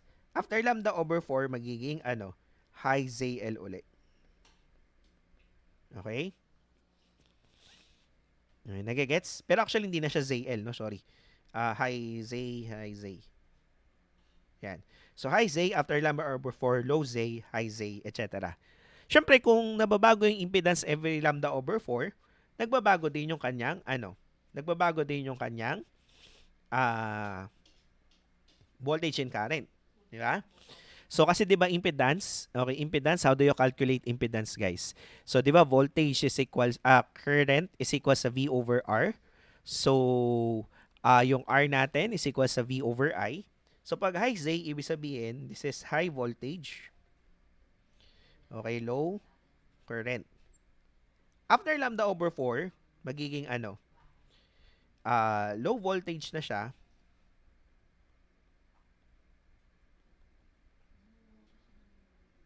High current. After another lambda over 4, high voltage ulit. And then low current. Nagets po? Mahalaga ito kasi mamaya may sasolvin tayong problem na gumagamit ng idea about the impedance inversion. And last but not the least is the mnemonic on how to identify if a certain transmission line behaves what component.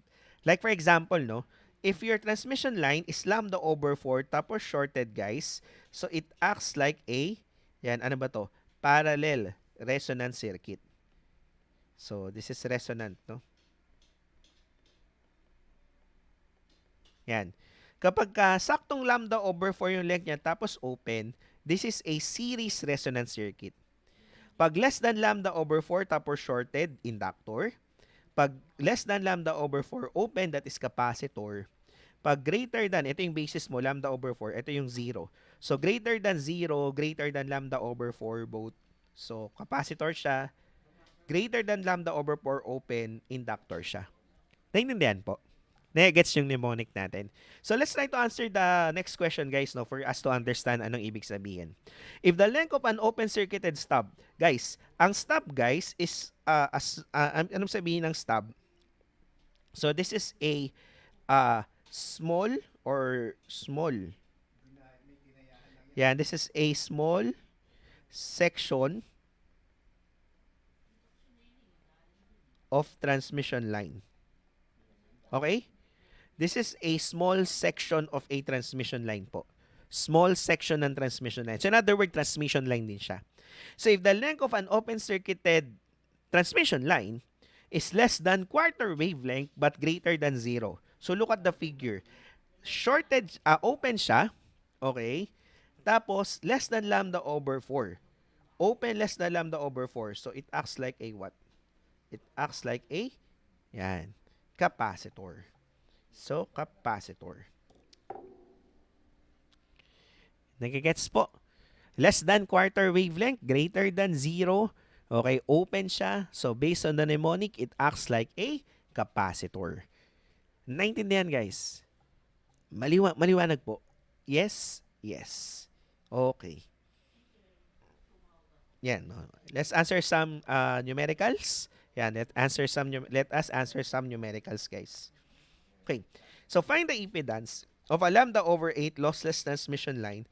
Itong lambda over 8 na to, guys, ito yung length niya.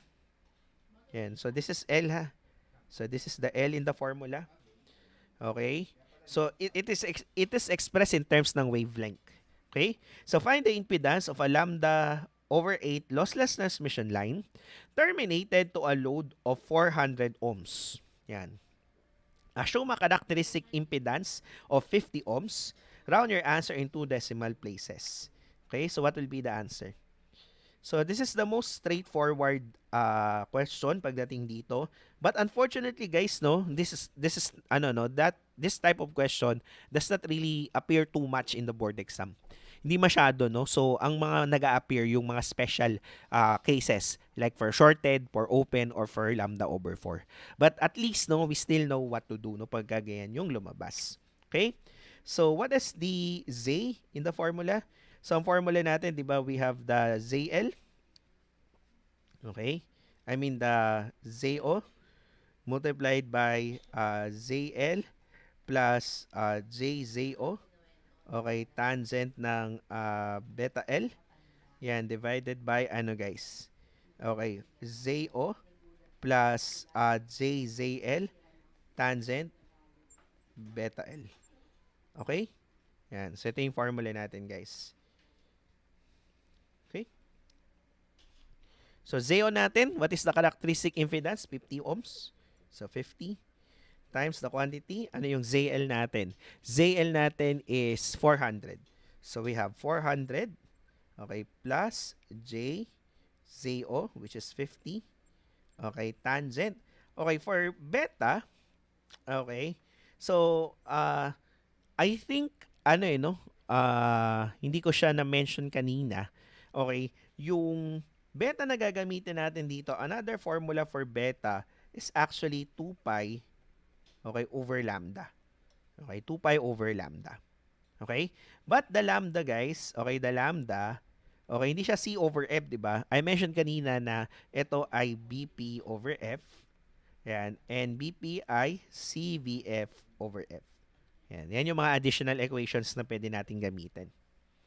Okay, but in this case, guys, since length natin is expressed in terms ng wavelength, we just need to use 2 pi over lambda. Okay? And then we multiply this by, ang length mo ay lambda over 8, right? So it is perfect because lambda would actually cancel. Bang! Bang! Wala na yon, cancel na. Okay? And divided by, we have, okay, 50 plus j times 400. Then we have tangent ng, yan, again, 2 pi over lambda times lambda over 8.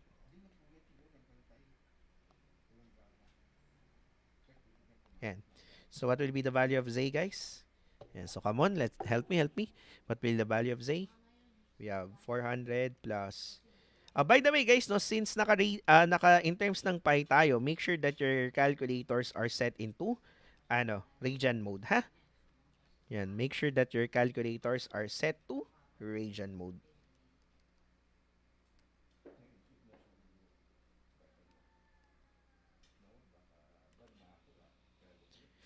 Okay, so I have 12 point. Okay, I'm getting 12.31.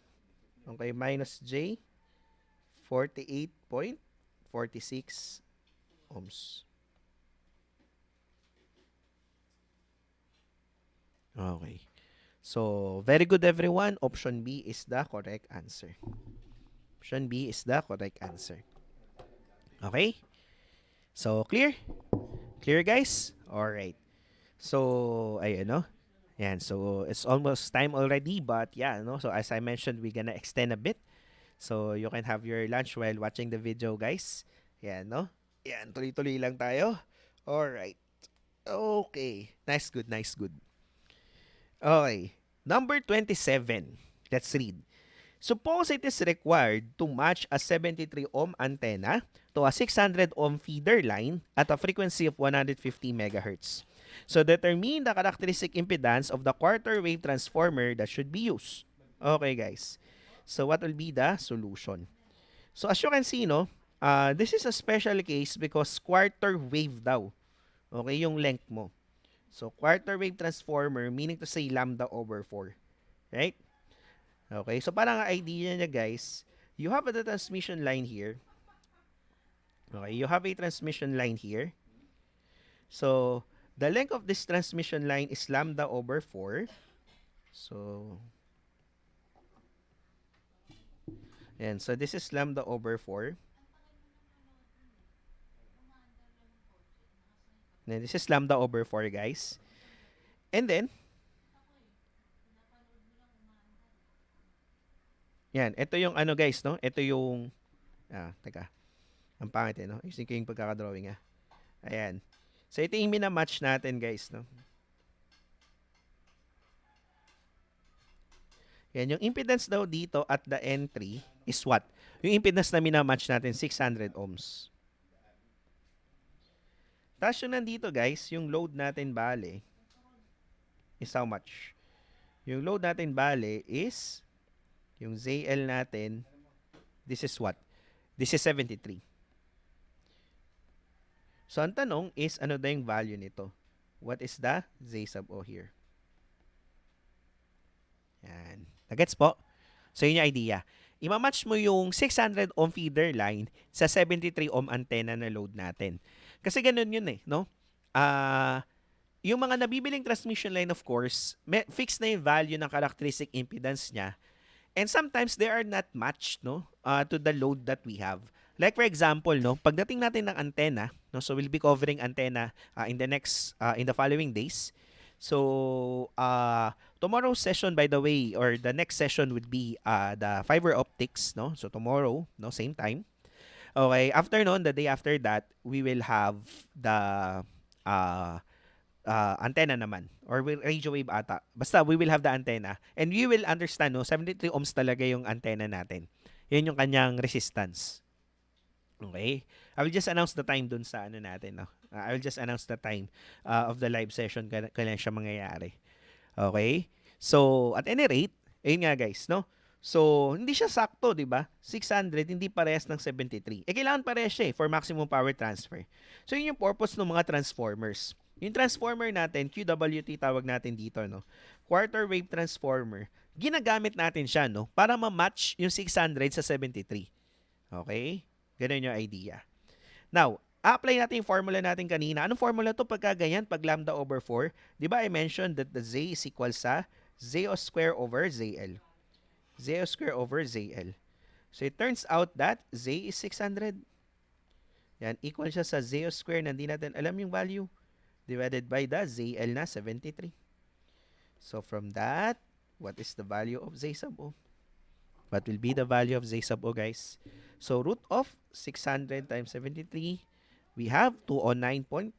209.28 ohms. 209.28 ohms. So our answer is option A. Our answer is option A. Clear? Clear, guys? Yeah, very good, Krisnalyn. Very good. Okay? Ayan. So, naintindihan po. Malinaw, guys? Yes? Yes. Alright. So, number 28. Number 28. Let's answer number 28, guys. A 50 ohm short-circuited line operates at 500 megahertz. Determine the equivalent component of this line. Okay, if it is of this line, if it is 0.375 lambda long. Okay, what will be the solution? So, anong formula ng impedance yung gagamitin natin dito, guys? Again, this is a special case po. So, ang gagamitin natin, di ba, for short-circuited line, ang Z natin is, ano po, JZO. Okay, JZO, tangent ng beta L. So, that's the formula that we will use for this one. Okay? So, we have Z equals J. Ano yung characteristic impedance natin? 50 ohms daw. So, you just put 50 here. We just put 50 here. Okay, we have tangent. Okay, beta. What is beta? That is 2 pi over lambda. That is 2 pi over lambda. Multiplied by, ano yung length natin? Ano yung L natin? That is lambda. 0.375 lambda. 0.375 lambda. Okay? So, lambda would be cancelled. Okay, no? So, what will be the Z? So, yung Z natin, anong magiging value niya, guys? So, let's solve. So, 50 times tangent ng 2 pi times 0.375. So, this is, ano guys, negative 50. So, negative J 50 ohms. So, this is, this is impedance, guys. Okay, kapag negative, pag negative ang impedance, no? So, from our circuits lesson, this is capacitive, right? This is capacitive in nature. Yung impedance mo, capacitive siya. Okay? So, definitely, that 50 ohm short-circuited line, that is a capacitor. Pero ano yung value? Okay? Alam natin, guys, na, okay, ito yun, no? Diba? Kapag capacitive siya, ibig sabihin, XC yun. So, XC equals 50 ohms. Okay? Yan yung capacitive reactance niya. Okay? Yan yung capacitive reactance niya. Okay, what is the value, no, of the capacitive reactance, guys? Okay, ano, value tuloy, sorry, formula. What is the formula that we use for the capacitive reactance? So, yung X sub C natin, that is 1 over 2 pi FC. 1 over 2 pi FC. Okay, no? So, yung X sub C mo ay 50 ohms. Sir, bakit po nawala na yung negative J? Kasi for impedance, negative J. Pero pag capacitive reactance, guys, yung number lang yung kailangan nyo, ha? Yan, baka may magtanong no? So, yan siya. Yan lang kukunin mo for XC. Kasi 'di ba, ang impedance ng capacitive ay Z equals negative J XC. Okay. Yan, purely capacitive. Okay, purely capacitive. So equal to, guys, saan? So this is equal sa 1 upon 2 pi. Ano yung F natin? 500 times 10 to the 6. Tapos C. So what will be the value of C, guys? Yan. So, I'm getting 6.37 picofarad. 6.37 picofarad.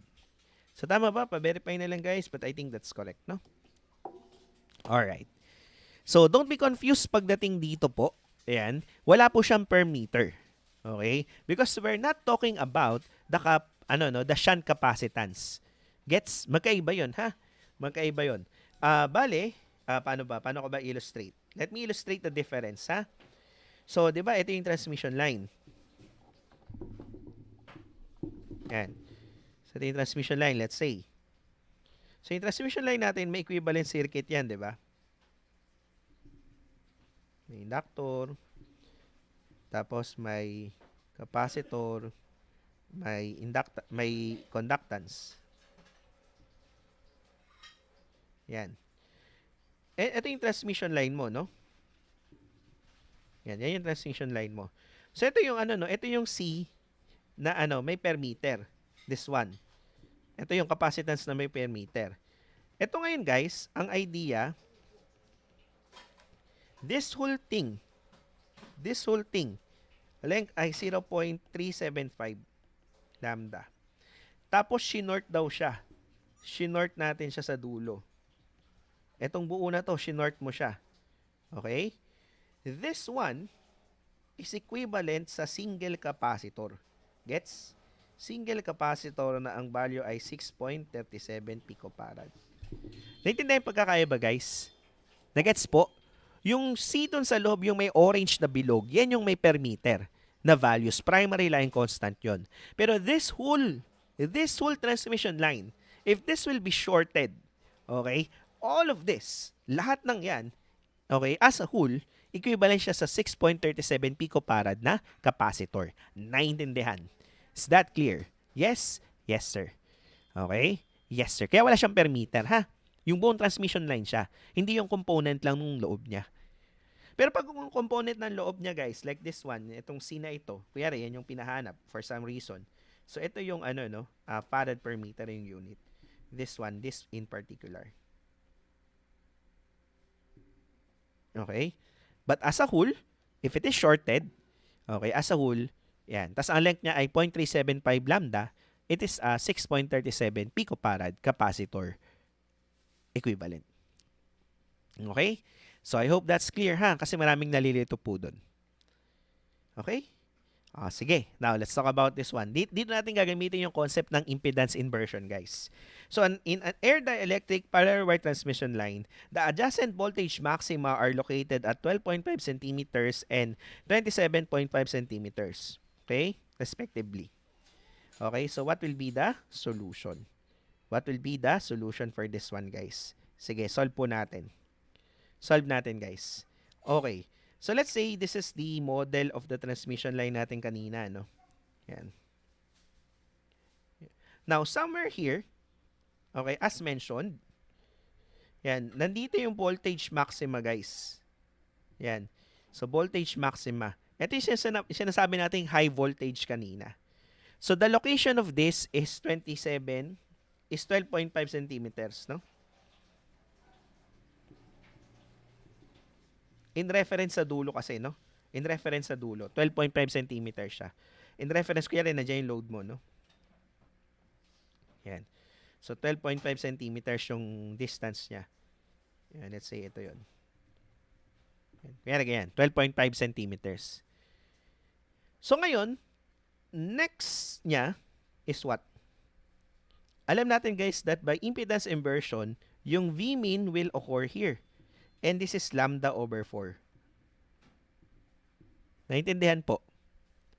Diba? Kasi every lambda over 4 nagpapalit by impedance inversion. So, another lambda over 4, guys. Okay, this is voltage maxima uli. Naintindihan? Now, its distance from here is what? Ito yung 27.5. Okay, nagigets po. Naintindihan, guys? Ayan. Oh. So, ngayon, this distance is also what? Kasi, di ba, every lambda over 4 yung impedance inversion. So, lambda over 4 siya. So, in other words, no, obviously from here, hence, yan, so it's easy to see, guys, that what? yung 27.5 centimeter, pag minus natin kay 12.5 centimeter, okay, anong answer natin? Okay? So, yung 27.5 centimeter, pag minus natin sa 12.5, I mean, hindi po 15, no? Based dito, guys, no, sa drawing natin, that is lambda over 4 plus lambda over 4. You understand? Nagagets, guys, from the drawing. If you will subtract 27.5 sa 12.5, you will get the lambda over 4 plus lambda over 4. Nakukuha? Nagagets po. Kasi pag pinag-minus nyo siya, you'll be obtaining this length eh. Tama? Pag pinag-minus nyo sa, ito yun eh. Ayan, this is 27.5 minus 12.5, which is equal sa lambda over 4 plus lambda over 4. So in other words, no, 15 centimeters is equal sa lambda over 2. Okay, or lambda is simply equal sa 30 centimeters or 0.03 meters. Clear? Clear, guys? Yes. Yes. Okay, 0.3 lang pala, no? Sorry. So that is 0.3 meters. Okay? Now, ano po ang formula ng lambda? So, lambda, sabi natin kanina, pag transmission line, CBF over F po yan. Yan, which is equal sa 3 times 10 to the 8. Pag air, 1 over frequency equals 0.3. So, what is F, guys? What is F? So, we have... Okay, no? So, tama ba? 1 gigahertz I'm getting?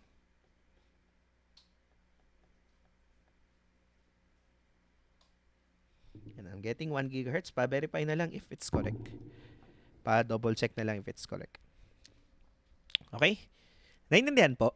Nagets yung idea. Diba sabi ko nga, no? Kaya importante yung dinidiscuss ko kanina that the maximum and minimum voltage, okay, inverts every lambda over 4. Maximum after lambda over 4, minimum after lambda over 4, maximum ulit. Eh yung kasi daw yung voltage maxima, 'di ba? Yung distance ng voltage maxima, una ay 12.5, pangalawa ay 27.5. So pag pinag-minus mo yung dalawa, yun yung lambda over 4 plus lambda over 4. I hope that is clear from the illustration. I hope that is clear from the illustration. Okay? All right. Right. So now, guys, no? Yan, we are down to the last question, guys, of the set for today. Yeah, no? So, yeah, let's read the question, guys. A transmission line terminates into two branches, each of length lambda over 4 are shown. The branches are terminated by 50 ohm loads. The lines are lossless and have the characteristic impedance as shown. Okay. So, determine the impedance ZI seen by the source. So, hinahanap natin ZI. So, as you can see here, no? Okay. First is that, let's calculate the impedances of this one. So, ito daw, okay. Yan, ito daw, this is 50 ohms daw yung load, no? So, hindi lang drawn properly. Yeah. And this one, yan. Yan, 50 ohms din yung load niya. So, since this is lambda over 4 and this is lambda over 4 as well, so, let's say, guys, that, this is, yung impedance dito, I hope na nagigets nyo, no? Yung impedance dito, ZA, or Z1 na lang, and the other one is Z2. Ibahin ko yung kulay, ha? Z2. And ito kasi yung line ng Z2. Ano kasi siya eh, parang 3D yung drawing niya. Parallel, kumbaga. Diba? Ang connection ng Z1 sa Z2, they are parallel. And ibahin ko yung kulay, guys, so that you can see it clearly, ha? So, yung pink, tsaka yung orange. Okay? So, yung Z1 muna tayo, yung orange. So, Z1, since this is lambda over 4, ang formula lang naman ay ZO square over ZL, right? So, we have what? Okay, 100 square over 50. Okay, what is 100 square over 50, guys? So, 100 square over 50, that is simply 200. Yung pink, ganun din. Z2. So, ZO square. So, we have 100 square over 50. And kasi ang value niya is ZO is 100, ZL is 50. So, this is 200 as well. So, ang connection between the two is parallel siya, right? So, since this is parallel, okay, the drawing will be reduced into this one. Ano yung magiging load natin? Yung parallel connection nung resistors kanina. I mean, yung transmission line kanina.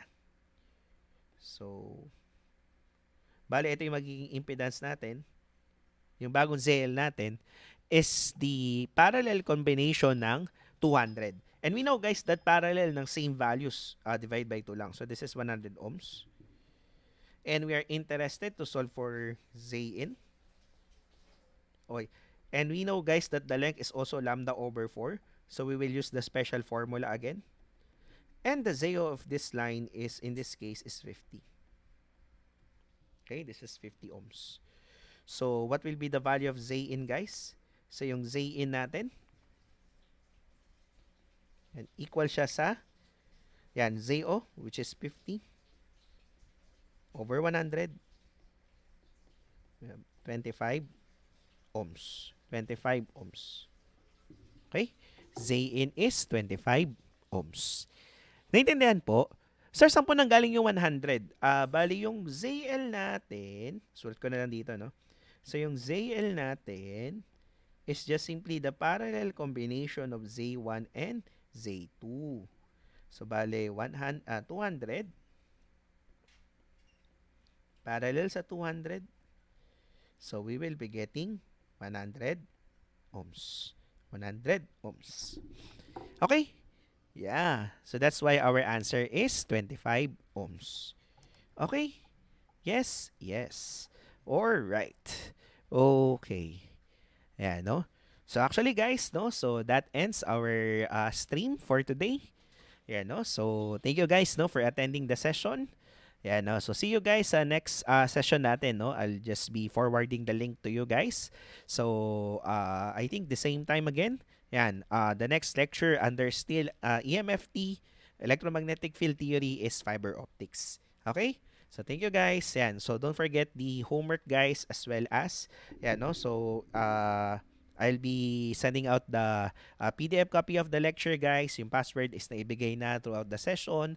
Thank you, everyone. God bless and see you guys, no? So, thank you and bye-bye po. Bye, guys. Bye-bye. Bye-bye. Thank you, guys. Thank you.